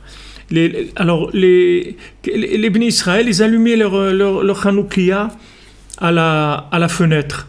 Et il y a eu un miracle, c'est que l'épidémie s'est arrêtée. Et après, les gens, ils ont fixé ça, ils ont dit, alors on va faire la fête des petites lumières, parce qu'ils ont fait le rapport entre ces petites lumières à la fenêtre et le fait que l'épidémie s'est arrêtée. Bien que il n'y avait aucun rapport dans leur façon de voir les choses, mais dans l'essence des choses, ces Nérot de Hanouka, elles ont fait le miracle que dans la ville, l'épidémie s'est arrêtée et les gens ils ont guéri, c'était terminé. Et donc c'est resté cette habitude à Lyon de la fête des petites lumières. Donc là, vous voyez des effets. Il y a des fois, comme ça, des effets qui se font et les gens, ils attrapent quelque chose. Et des fois, ils restent sur le côté extérieur. Ils ne cherchent pas à savoir plus loin, de dire, mais pourquoi, en fait, ces petites lumières, c'était qui allumait ces petites lumières? Pourquoi ces petites lumières? Non, ils ont vu que les petites lumières, ça amenait la réfoua, la guérison. Donc, ils se sont dit, ces petites lumières, ça a marché, quoi. Donc, ils ont gardé cette fête, pardon, cette fête de petites lumières en signe de reconnaissance. Donc en fait, notre problème aujourd'hui, c'est qu'on n'arrivait pas à voir comment ça marche, c'est tout. Et on est curieux, on aime bien savoir comment ça marche. Mais on ne peut pas. On ne peut pas. Ça opère à une vitesse et dans une puissance qui dépasse notre entendement. Donc on ne peut pas savoir comment ça marche. On ne peut pas. Imaginez-vous que maintenant, vous mettez d'un côté d'une machine, vous mettez de la matière première, et de l'autre côté, il vous sort un avion en une minute. Vous ne pouvez pas voir comment ça se fait. Parce que y a pas votre cerveau ne peut pas suivre une évolution comme ça, puisque votre cerveau, pour passer de matière première à un avion fini, il faut des mois et des mois de travail. Pour voir comment la chose, comment ça se fait, comment ça se monte, et l'électricité, les moteurs et les trucs, etc. Tout c'est une évolution. Mais comme ça, que ça aille tellement vite, vous ne pouvez pas suivre. Donc notre cerveau, il ne peut pas suivre l'évolution de la réparation dans laquelle on est. Mais seulement quand le tzaddik nous dit, voilà, parle avec Hachem, tu vas tout réparer. Fais tikkun klali, tu vas tout réparer. C'est tout. Viens Rosh Hashanah, tu vas tout réparer. Il faut le croire, c'est tout. Il faut le croire. Et si vous êtes un peu sceptique, essayez, c'est tout. Essayez. Et quand vous allez voir, combien de gens ils sont venus? Peut-être c'est ça ce qu'elle nous dit Madame Gourfinkel, que c'est le 8 décembre, c'est possible. Il y a des gens qui étaient très sceptiques sur Rosh Hashanah. Ils disent, ouais, mais quoi, en Ukraine, Rosh Hashanah, la famille, très, très, très sceptiques, très loin. Mais ils sont venus. Ils sont passés un Rosh Hashanah ici, c'est terminé. C'est-à-dire qu'ils disent, allez, l'année prochaine, on se retrouve, hein, c'est sûr, je suis là. Parce que ça y est, quand ils ont goûté, c'est fini. Ils disent, mais c'est là que ça se passe. Quand je vois cet amour-là, cette unité et tout, mais c'est là. Ici, il y a quelque chose qui se passe ici, qui se passe nulle part ailleurs dans le monde. Donc je suis là, c'est tout. Je suis avec vous l'année prochaine, les gars, je suis là, je suis avec vous. Il a vu un petit peu Rosh Hashanah. Et en plus, ce qu'il voit, c'est rien par rapport à ce qui est en train de se passer. Tout ce qu'on voit à Rosh Hashanah Ouman, c'est pas ça la réparation. La réparation, elle se trouve à un autre niveau complètement. Mais nous, on voit que, au Hashem, des gens qui viennent, qui essayent d'être sympas les uns avec les autres, gentils. Il y a du chesed, il y a de l'amour, il y a de la joie, il y a de la simplicité. Il y a beaucoup de choses qui sont très agréables dans ce monde. Mais toute la réparation, elle nous dépasse complètement. Rabbi Nachman dit, il n'y a que moi qui sais ce que c'est Rosh Hashanah. Hachem, il m'a fait ce cadeau. Il n'y a que moi, il n'y a aucun tzaddik qui sait ce que c'est Rosh Hashanah. Il n'y a que moi. Moi, j'ai le secret de Rosh Hashanah. Donc, Rabbi Nachman, quand il annonce des choses comme ça, c'est des choses qui sont très fortes. Bien sûr, c'est apprendre ou à laisser. Rabbi Nachman, il dit, moi, c'est apprendre ou à laisser. Il n'y a pas de... Si tu dis, ouais, mais pourquoi? Ok, alors, va, continue ta route. Va vers ce que tu penses qui est bien. Tu as trouvé quelque chose de bien, vas-y mon ami. Mais si un jour tu as un problème, sache qu'on est là. Quand tu veux, tu seras le bienvenu. En attendant, tu crois que tu peux t'en sortir, alors essaye, c'est tout. Vas-y. Et si tu crois, tu as essayé déjà, et ça ne marche pas, ou bien tu as peur que ça ne marche pas, alors viens, et là ça va marcher. Comme Rabbi Nathan, il y avait quelqu'un qui n'avait pas d'enfant, qui était avec Rabbi Nathan. Alors, quelques années, il était avec Rabbi Nathan, et après, il est parti. Il a été dans d'autres clubs, comme on dit, dans d'autres communautés, etc. Alors, le temps est passé, il est revenu chez Rabbi Nathan. Alors, Rabbi Nathan, il lui a dit, pourquoi tu es parti? Parce que tu étais là, tu n'avais pas d'enfant. Alors, tu es parti ailleurs, tu croyais que ça allait marcher. Alors, Rabbi Nathan, il lui a dit comme ça, il a dit, regarde, la clé pour avoir des enfants, je ne l'ai pas. Je ne peux pas te dire comment. Mais si moi je ne l'ai pas, il n'y a personne qui l'a. Ça, je peux te dire aussi. Mais par contre, je vais te dire aussi quelque chose, c'est que si tu restes parmi nous, un jour peut-être, on va danser, il va se passer quelque chose, et à ce moment-là, tu vas recevoir l'ouverture et tu auras un enfant. Et ça a été comme ça. Il est resté, et quelques temps après, il avait un enfant. Mais Rabbi Nathan, il a été honnête avec lui. Vous voyez, il lui a pas dit, il n'a pas joué le baba en disant bon, tu restes là et tu verras, tu auras un enfant. Il lui a pas dit ça, Rabbi Nathan. Il y a des fois, Rabbi Nathan, il a dit ça à des gens. Il y a des fois, il y a eu des situations où les gens, ils ont demandé à Rabbi Nathan, si vous me promettez que j'ai un enfant, alors d'accord, tout. Et Rabbi Nathan, il a promis, ça s'est fait. Mais là, il lui a pas dit, écoute, moi, je gère, je maîtrise. Il lui a pas dit ça. Il a dit, moi, je suis comme toi. C'est-à-dire, dans les capacités, je suis comme toi. Je suis pas mieux que toi. Je sais pas plus que toi. La seule chose que je sais, que toi tu sais pas, c'est que moi je sais où ça se trouve, c'est tout. Mais c'est pas que moi j'ai les capacités de faire ça. Moi j'ai pas de capacité, je suis comme toi. Seulement moi je connais l'adresse. Je sais que si tu restes dans un minyan de Breslev, tu restes ici avec nous, c'est le meilleur, tu te trouves dans la meilleure situation pour pouvoir recevoir ta délivrance, c'est tout. C'est tout ce que je peux te dire. Mais comment et tout, j'en sais rien. Mais je peux te dire que si tu restes, tu as toutes les chances que ça marche. Vous voyez l'honnêteté, regardez Rabbi Nathan. Pourtant Rabbi Nathan, vous voyez qui c'est, ce qu'il écrit, c'est un géant de la Torah. C'est un géant de la Torah, c'est un géant de la prière, c'est un géant des secrets de la Torah, c'est un géant de la compréhension de Rabbeinu, tout. Mais vous voyez un homme simple, il n'a pas embrouillé, il n'a pas commencé à dire « ouais, viens, moi je sais », il n'a pas dit « je sais rien ». Moi, je suis comme toi, je ne sais rien du tout. Seulement, je connais l'adresse, c'est tout. Je sais que ici, ça peut marcher. Si ça doit marcher, ici, ça va marcher. Regardez la grandeur de cet homme-là. Donc, voilà, ici, tout ce que je vous dis là, c'est basé par rapport à ce qu'il nous dit ici, bien qu'on ne puisse pas voir ça matériellement. Et ça, c'est terrible, parce que les gens ils disent, mais comment ça marche, cette histoire-là? Comment ça marche? Je ne sais pas comment ça marche. Mais quoi, c'est un remède miracle? Si tu peux appeler ça un remède miracle, tu peux l'appeler comme tu veux, mais ça marche. C'est tout. Ce que je peux te dire, c'est que ça marche. Je sais que les gens qui ont écouté les conseils de Rabbi Nachman, ça marche. C'est tout. Comment, quand je parle avec Dieu, ça marche? J'en sais rien, mais ça marche. Comment je viens au Man, ça change? Je ne sais pas comment, mais ça marche. Comment le Tikkun HaKlali me répare? Je ne sais pas comment, mais ça marche. Ce sont des choses qui marchent, qui fonctionnent et qui arrangent des choses extraordinaires. Donc ça, on ne pourra pas voir la vérification de ça. Donc au moment où cette lumière, on allume ces lumières-là, qu'est-ce que c'est d'allumer 2 bougies à l'entrée du Shabbat? C'est un acte tellement simple, tellement banal. Et cette lumière-là, elle se diffuse dans le monde, et elle enlève l'obscurité mentale, l'obscurité psychique, l'obscurité philosophique, toutes les obscurités du monde, ça les repousse, ça repousse l'obscurité, puisque l'obscurité, elle se nourrit du manque de lumière. Donc cette lumière-là, c'est une lumière constructive, positive, qui va aller nourrir les endroits qui sont affamés sur terre. Donc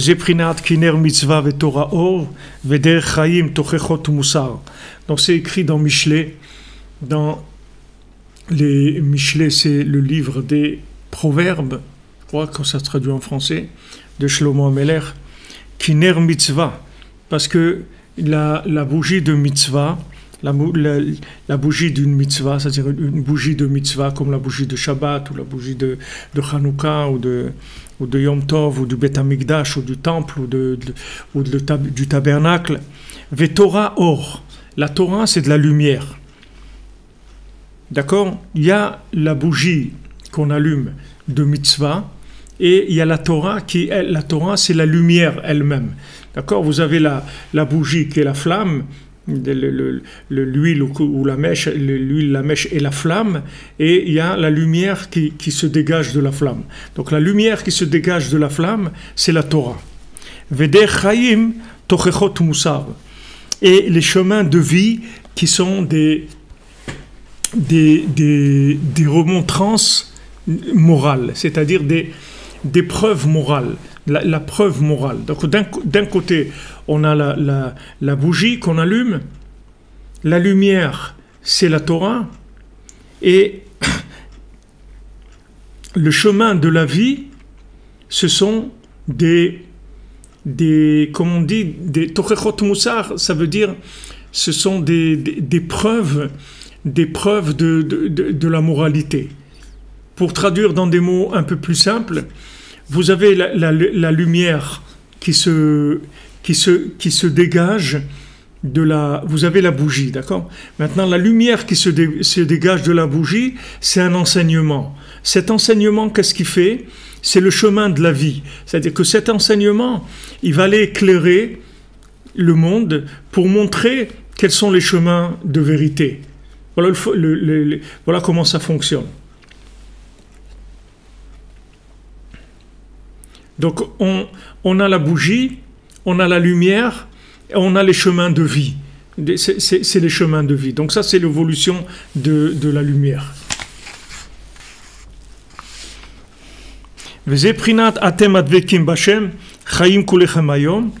Alors ça, c'est le principe de vous qui êtes attachés à la lumière divine.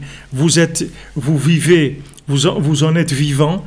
Qui a shrina, qui viechol ou prina tochechot moussar. Alors maintenant, voilà, la shrina, c'est tochechot moussar. La shrina, qu'est-ce que c'est la shrina? C'est la manifestation d'Hachem dans les mondes inférieurs. Shrina, ça vient de résident, d'accord? Shochen, ça veut dire résider. Donc la résidence de Dieu dans les mondes inférieurs, ça s'appelle la shrina. Et ça c'est tochechot moussar. Ça, ce sont des remontrances morales, c'est-à-dire des preuves de la vérité. C'est-à-dire la preuve de la vérité, elle se fait par la présence divine dans les mondes inférieurs. C'est-à-dire que maintenant, lorsqu'on allume cette lumière, elle va éclairer spirituellement de manière à faire un tri entre le vrai et le faux. Ça, c'est la shrina. C'est-à-dire la shrina, ça veut dire que c'est l'installation de la vérité dans les mondes inférieurs.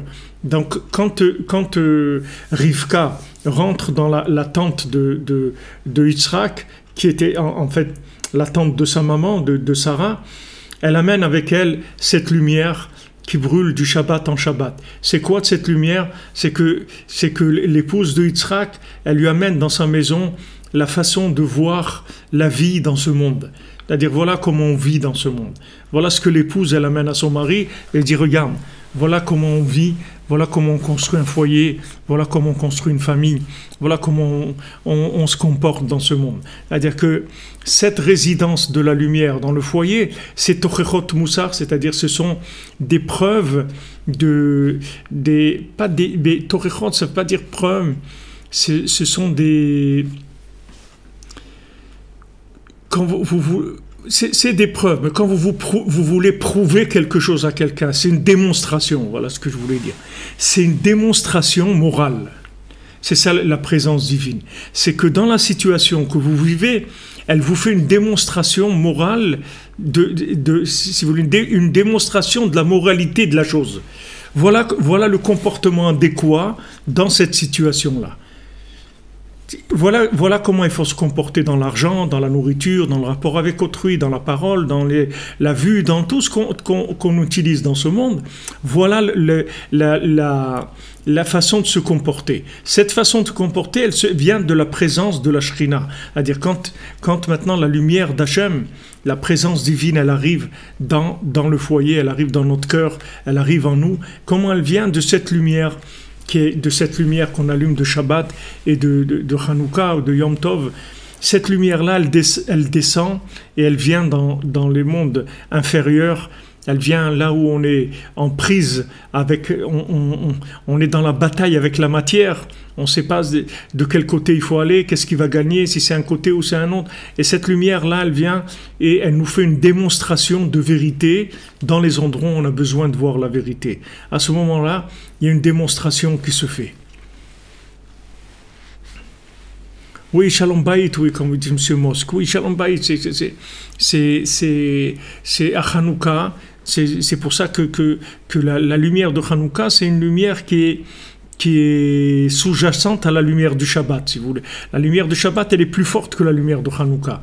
Mais la spécialité de la lumière de Hanouka, c'est sa capacité d'éclairer en bas. C'est ce qu'elle a de spécial. C'est qu'elle elle va très bas. C'est-à-dire qu'elle descend très bas dans des zones où normalement la lumière, elle ne va pas aller éclairer tellement bas. Et là, la lumière de Hanouka, elle va aller éclairer tellement bas. Donc voilà le principe. On allume la bougie, si vous voulez, de Hanouka ou de Shabbat, on allume avec l'intention que cette bougie-là, elle éclaire le monde, c'est-à-dire que la lumière du tzaddik se diffuse dans le monde, qu'elle puisse éclairer partout. Et donc, cette bougie-là, elle va envoyer de la lumière. Cette lumière, c'est de la Torah, c'est-à-dire c'est des enseignements. Ces enseignements, ils vont aller dans les endroits les plus éloignés et ils vont faire des démonstrations de vérité. Vous voyez, vous avez rien à faire. C'est-à-dire, c'est pas vous qui allez aller là-bas faire la démonstration de la vérité. Peut-être que vous allez aller aussi, si après vous devez aller, vous irez là où vous devrez aller. Mais en tout cas, le système, il part au départ, il part d'une simple bougie qui est allumée. C'est pour ça que cette bougie de Hanouka, elle éclaire le premier soir. Et après, elle part le deuxième, troisième, quatrième, jusqu'à la 8e dimension, c'est-à-dire qu'elle va brûler pour l'éternité. Et on est parti au point de départ d'une petite fiole, d'une petite flamme, mais c'est une petite flamme vraie. Donc cette petite flamme vraie, elle a la possibilité d'aller diffuser de la lumière dans les endroits les plus éloignés. Donc ce qu'il nous dit ici Rabbi Nathan, Prinat Asher Yisratu Imo, Kihi Asher Yisratu Imo. C'est-à-dire, qu'est-ce que c'est cette Torechot Moussar? Qu'est-ce que c'est cette démonstration de morale? C'est une démonstration de morale qui a été faite par sa maman. C'est-à-dire, c'est sa maman qui lui a fait cette démonstration de morale. Sa maman lui a fait cette démonstration de morale. Donc, la maman, elle représente, si vous voulez, elle vient prouver au monde. La maman, c'est la Bina, c'est-à-dire la Bina du monde. Elle vient prouver au monde que le monde se trompe, que le monde n'est pas là où il faut, elle est là pour protéger et en même temps pour prouver à son enfant que le véritable comportement, c'est celui-là. Elle lui démontre la vérité. Elle est là pour démontrer la vérité à son enfant. Et des fois, c'est un petit peu difficile parce qu'elle est obligée d'utiliser une méthode qui est des fois un petit peu rigoureuse par rapport à la folie. Des fois, il y a par rapport à la folie, comme cette maman-là, si elle avait été un peu plus rigoureuse, qu'elle n'aurait pas laissé son enfant avoir une application dans son téléphone qui fait qu'il va se jeter du 13e étage, elle aurait eu encore son enfant après.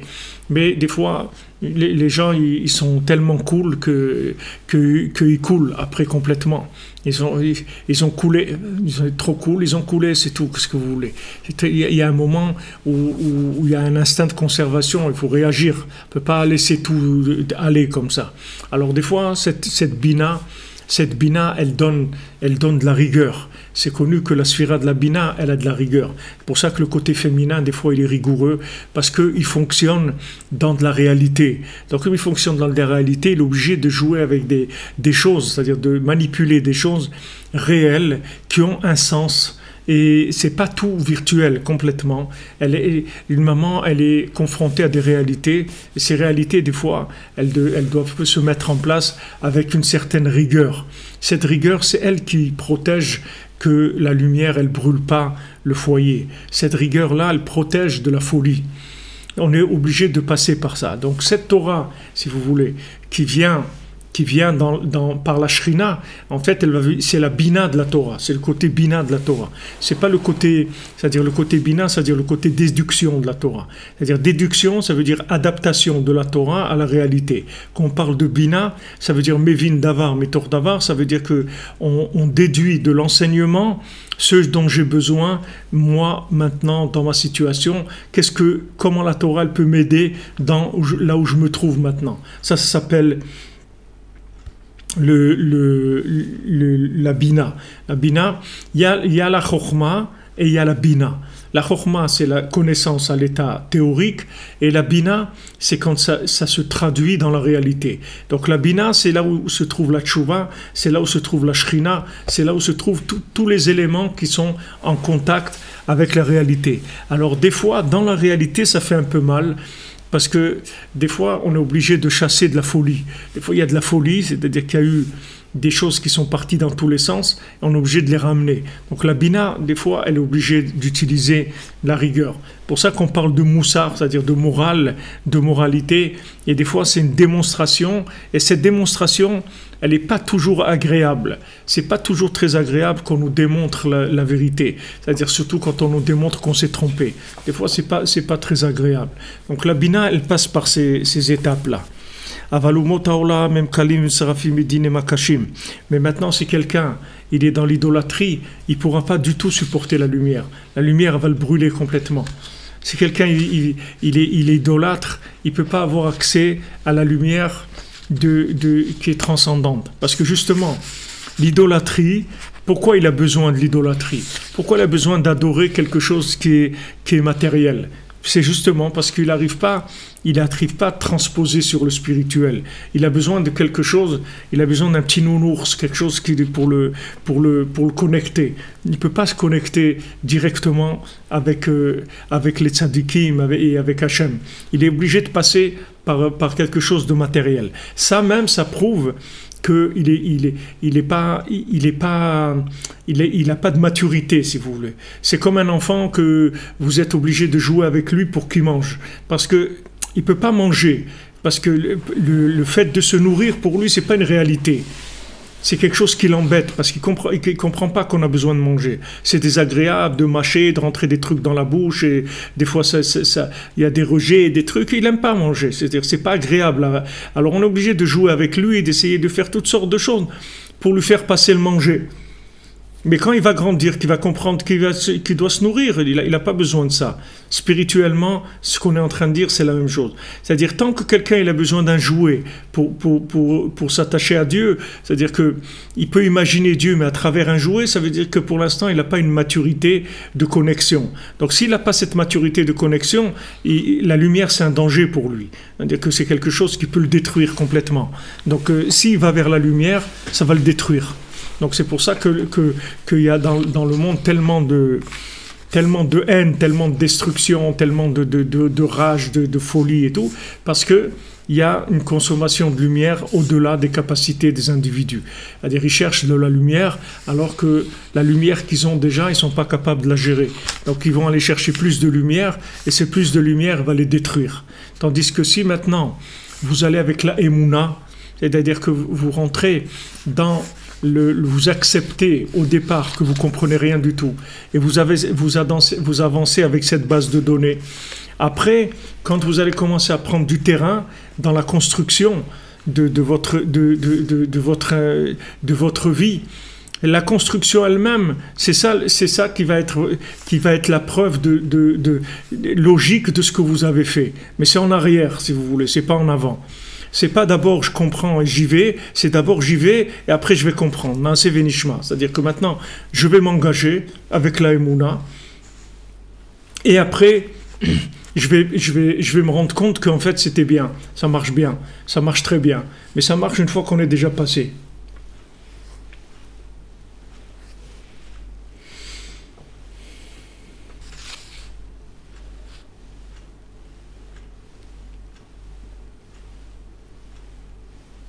Ouais, merci, Madame Teboul, de votre témoignage. C'est beau ce qu'elle dit. Il faut savoir que Rabbeinu établit le contact et pas le contraire. Par un verset, un livre, une rencontre. Et si vous cherchez une vérité à partir de cette demande, tout va se mettre en marche et vous vous retrouverez à Ouman avant que vous vous en aperceviez. Et une fois là-bas, tout est réparé, ainsi que tous vos gilgulim, toutes vos réincarnations. Un Shabbat à Ouman, à la table de Rabbeinu, un Shabbat qu'on voudrait tant reproduire toute l'année. Amen. Merci beaucoup pour votre témoignage. Comprenez? C'est-à-dire que maintenant, le fait que maintenant on acquiert une maturité si vous voulez, ça fonctionne à l'envers, c'est-à-dire on s'engage dans la Emouna sans comprendre et par contact uniquement parce que on ressent dans le contact avec la chose que ça nous parle, que c'est là qu'on veut être, et ensuite une fois qu'on va développer, qu'on va commencer à construire, on va voir qu'en fait on avait tout compris, mais sans le comprendre avec notre cerveau, mais notre cœur, il avait compris, notre âme, elle a tout compris. Notre âme, elle avait tout compris, comme elle le dit Anaël souvent dans son livre, que en fait que celui qui n'a pas les outils de compréhension, qui n'a que les outils de connexion, il comprend tout. Elle comprenait tout, elle voyait tout. Pourquoi? Parce que tous ces outils de compréhension, de logique, les yeux, les oreilles, le cerveau, tout ça ne marchait pas. Donc, qu'est-ce qui lui restait? Il restait que la connexion en live, direct. Donc, elle voyait très loin, elle comprenait tout, elle voyait en haut, en bas, ce qui se passe dans les mondes supérieurs, ce qui se passe ici, elle voyait partout. Alors, parce qu'elle était connectée, elle vivait que dans la connexion. Donc, aujourd'hui, on ne peut vivre que comme ça, on ne peut pas vivre autrement. Il n'y a rien de... Vous voyez, le monde entier, il va vers ça. Il n'y a pas d'autre chose. Seulement, il faut pour se connecter, il faut une discipline. C'est-à-dire, il faut apprendre à se connecter. Sinon, les gens, ils peuvent se connecter sur n'importe quoi. Sur des bêtises, sur de la folie. Comme j'ai vu quelqu'un qui nous a envoyé aujourd'hui sur Freud, comment il avait sur son bureau des statuettes de Pharaon, c'est-à-dire qu'il était branché à fond sur ça. À fond, il était branché sur Paro. Paro, c'est la nuque. Rabbi Nachman, il dit Paro, il est dans la nuque et il empêche de parler. C'est-à-dire que Paro, c'est l'anti-communication. C'est ça, Paro. Et Freud, il a basé toute sa théorie sur travailler la chose de l'intérieur, sur soi-même. Alors qu'avec la communication, vous avez résolu le problème en quelques secondes. Le problème que ça va vous prendre à vous des années à résoudre tout seul, avec la communication, vous allez profiter de tout ce qui existe déjà comme réparation dans le monde. Alors d'ailleurs, il dit que lui, c'est un juif sans Dieu, c'est-à-dire il dit là-bas. C'est-à-dire que voilà, il est arrivé à ça, c'est-à-dire de vivre la vie d'un juif sans Dieu. Qu'est-ce que ça donne un juif sans Dieu? Ça n'existe pas. C'est quelque chose c'est comme si vous dites de l'eau qui est sèche. Ou du feu qui est mouillé. De quoi tu parles? Ça n'existe pas. Donc après, il a développé tout ça, c'est-à-dire en essayant de tout faire tourner de l'intérieur. Pourquoi? Parce que le Paro, il asphyxie la communication. Tout l'union de Paro, c'est d'empêcher la communication. Chaque fois qu'il demandait, ouais, on veut aller prier et tout, il dit, ah bon, vous avez envie de prier, mais ça veut dire que vous avez du temps si vous avez envie de prier. Allez, vous allez travailler encore plus. Allez, augmenter les heures de travail, augmenter les trucs, augmenter les crédits, augmenter l'essence, vous allez bosser plus. Si vous avez envie de prier, vous avez du temps de libre. Et ce temps libre, vous pouvez communiquer. Donc, on vous enlevez les moyens de communication. Donc, c'est pour ça qu'ils ont crié, ils ont crié vers Hachem depuis leur endroit de travail, bien qu'ils étaient esclaves dans le travail, mais ils avaient quand même, il leur est resté une petite flamme de liberté qu'au milieu du travail, crier vers Hachem. Crier vers Hachem.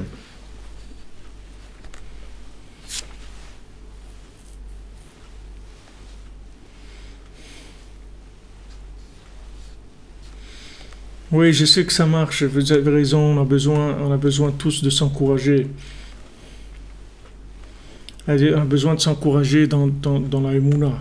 C'est un groupe de gens qui va avoir la Emouna et qui vont réparer le monde. Enfin, c'est juste la Emouna. C'est des gens qui ont vu, surtout quand il y a un peu de temps qui passe, qu'on voit l'évolution des choses.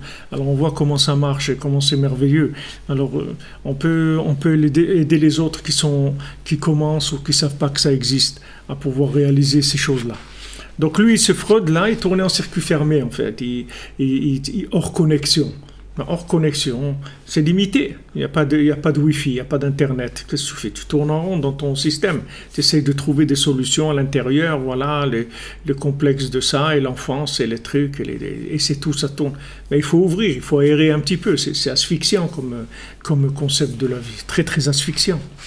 Très asphyxiant, parce que c'est le contraire de la Emouna. Il le dit lui-même.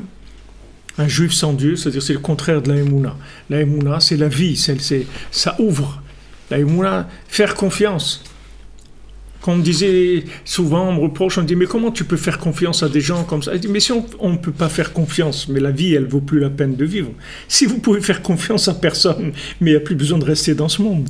Qu'est-ce qu'on va faire dans ce monde? On ne peut pas évoluer. Si on ne peut pas faire confiance, mais on ne peut plus vivre. Comment on va vivre? On ne peut pas échanger. Puisque je n'ai pas confiance dans l'autre, je ne peux pas échanger avec lui. Donc qu'est-ce que je vais faire? Je vais rester tout seul. Qu'est-ce que je vais faire tout seul? Il n'y a rien à faire ici tout seul.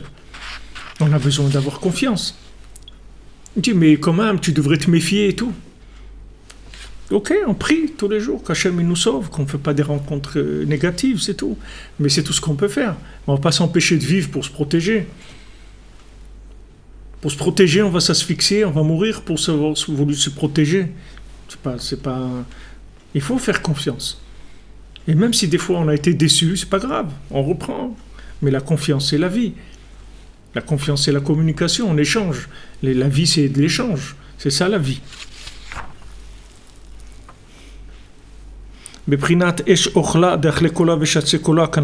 Et sinon, après cette lumière, si elle n'est pas canalisée, si elle vient pas dans la réalité des choses, c'est-à-dire si elle ne connecte pas la réalité à l'infini, alors elle détruit. Parce que c'est de la lumière qui est pas gratuite. C'est une lumière qui est faite pour éclairer et amener à la connexion. Donc si elle n'amène pas la connexion, elle détruit.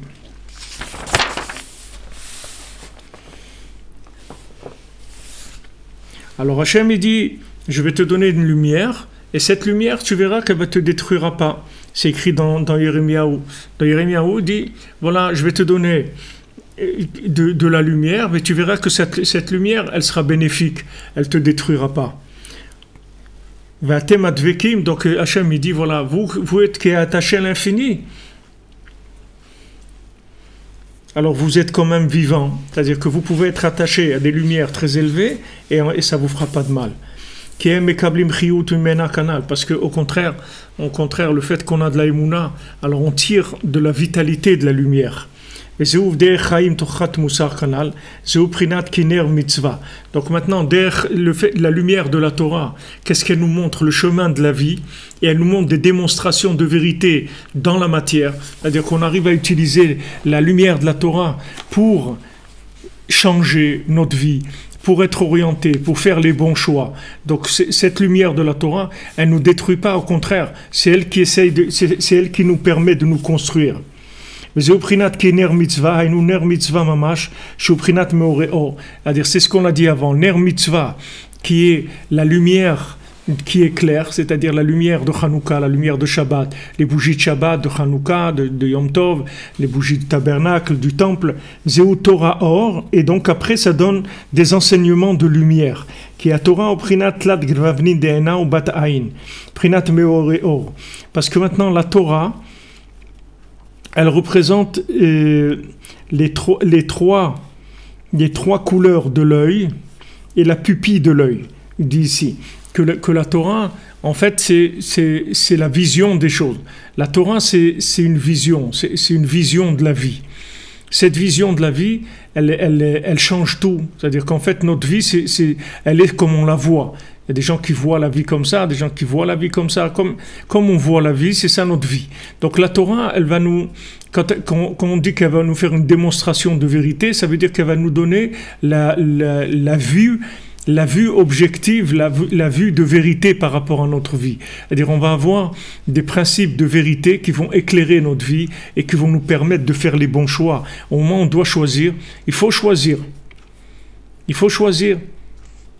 Il y a des gens qui veulent vivre en Israël. Ils aiment Jérusalem, ils aiment vivre là-bas. Et quand ils sont là-bas, ils sont bien et tout. Alors pourquoi tu vas pas? Non, parce qu'il y a ça et ça. Mais vas-y, c'est tout. Laisse tomber les trucs qui t'empêchent de vivre. Vis, c'est tout. Fais ta vie. Fais ta vie, vas-y, vis. Quand est-ce que tu vas vivre ce que tu aimes? Et tu crois que tu vas rester ici 5 siècles? Fais ce que tu as à faire, c'est tout. Vas-y, avance. Avance. Ouais, mais il y a ça, il y a de la famille là-bas, il y a Ok, il y a beaucoup de choses, tu trouveras toujours des choses qui vont t'empêcher de faire ce que tu as à faire. Mais toi, tu dois vivre, tu dois faire ce que tu as à faire. Tu peux pas rester en attente indéterminée. Waiting list, ok, on est en liste d'attente et ça y est, l'avion il va partir après. Une liste d'attente, c'est pas indéterminé l'attente.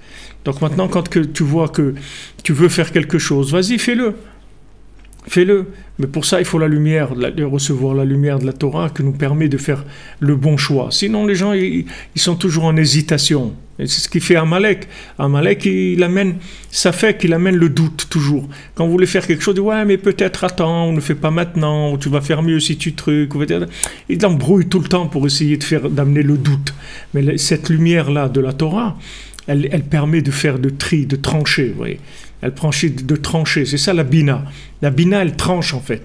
Le féminin, ça tranche. Le masculin, ça plane. Mais le féminin, ça tranche. Ça oui, ça non, c'est tout. Ça c'est bon, ça c'est pas bon, c'est tout. Il n'y a pas on n'est pas dans le flou. C'est-à-dire on tranche. Prinat meoreor, vezeder chayim chule, ki kolze ou prinat der chayim tochat musar, prinat ve'atem advekim, jeze prinat meoreor. Donc maintenant, si vous voulez, qu'est-ce qui est dangereux dans la lumière? C'est quand la lumière, elle passe pas dans la bina. C'est-à-dire quand elle reste dans la chokhma, dans la sagesse, dans la connaissance pure, théorique, c'est très dangereux. C'est-à-dire que si maintenant il n'y a pas de connexion de la connaissance avec la réalité, ça peut donner des choses qui sont monstrueuses. C'est là où la lumière, elle détruit. Mais si maintenant on utilise la lumière pour aller vers du concret, c'est-à-dire qu'on voit comment on va investir la lumière pour avancer, pour progresser, alors à ce moment-là, cette lumière, elle devient entièrement bénéfique. Et on devient attaché à Hachem dans la matière. C'est-à-dire on est dans la matière, mais on est complètement branché sur un autre monde. Mais on est dans la matière, on n'est pas en dehors de la matière.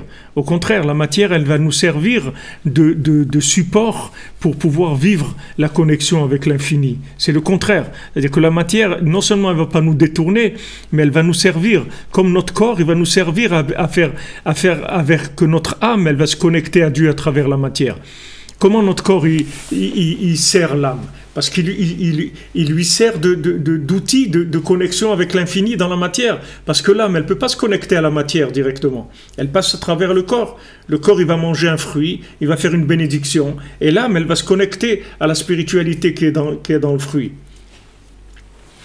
Exactement, la femme, elle fait redescendre l'homme dans la matière, c'est-à-dire, elle l'oriente, si vous voulez. Elle l'oriente dans le concret, c'est-à-dire comment réaliser concrètement les projets, pour pas que ça soit théorique, et de ne pas se tromper aussi.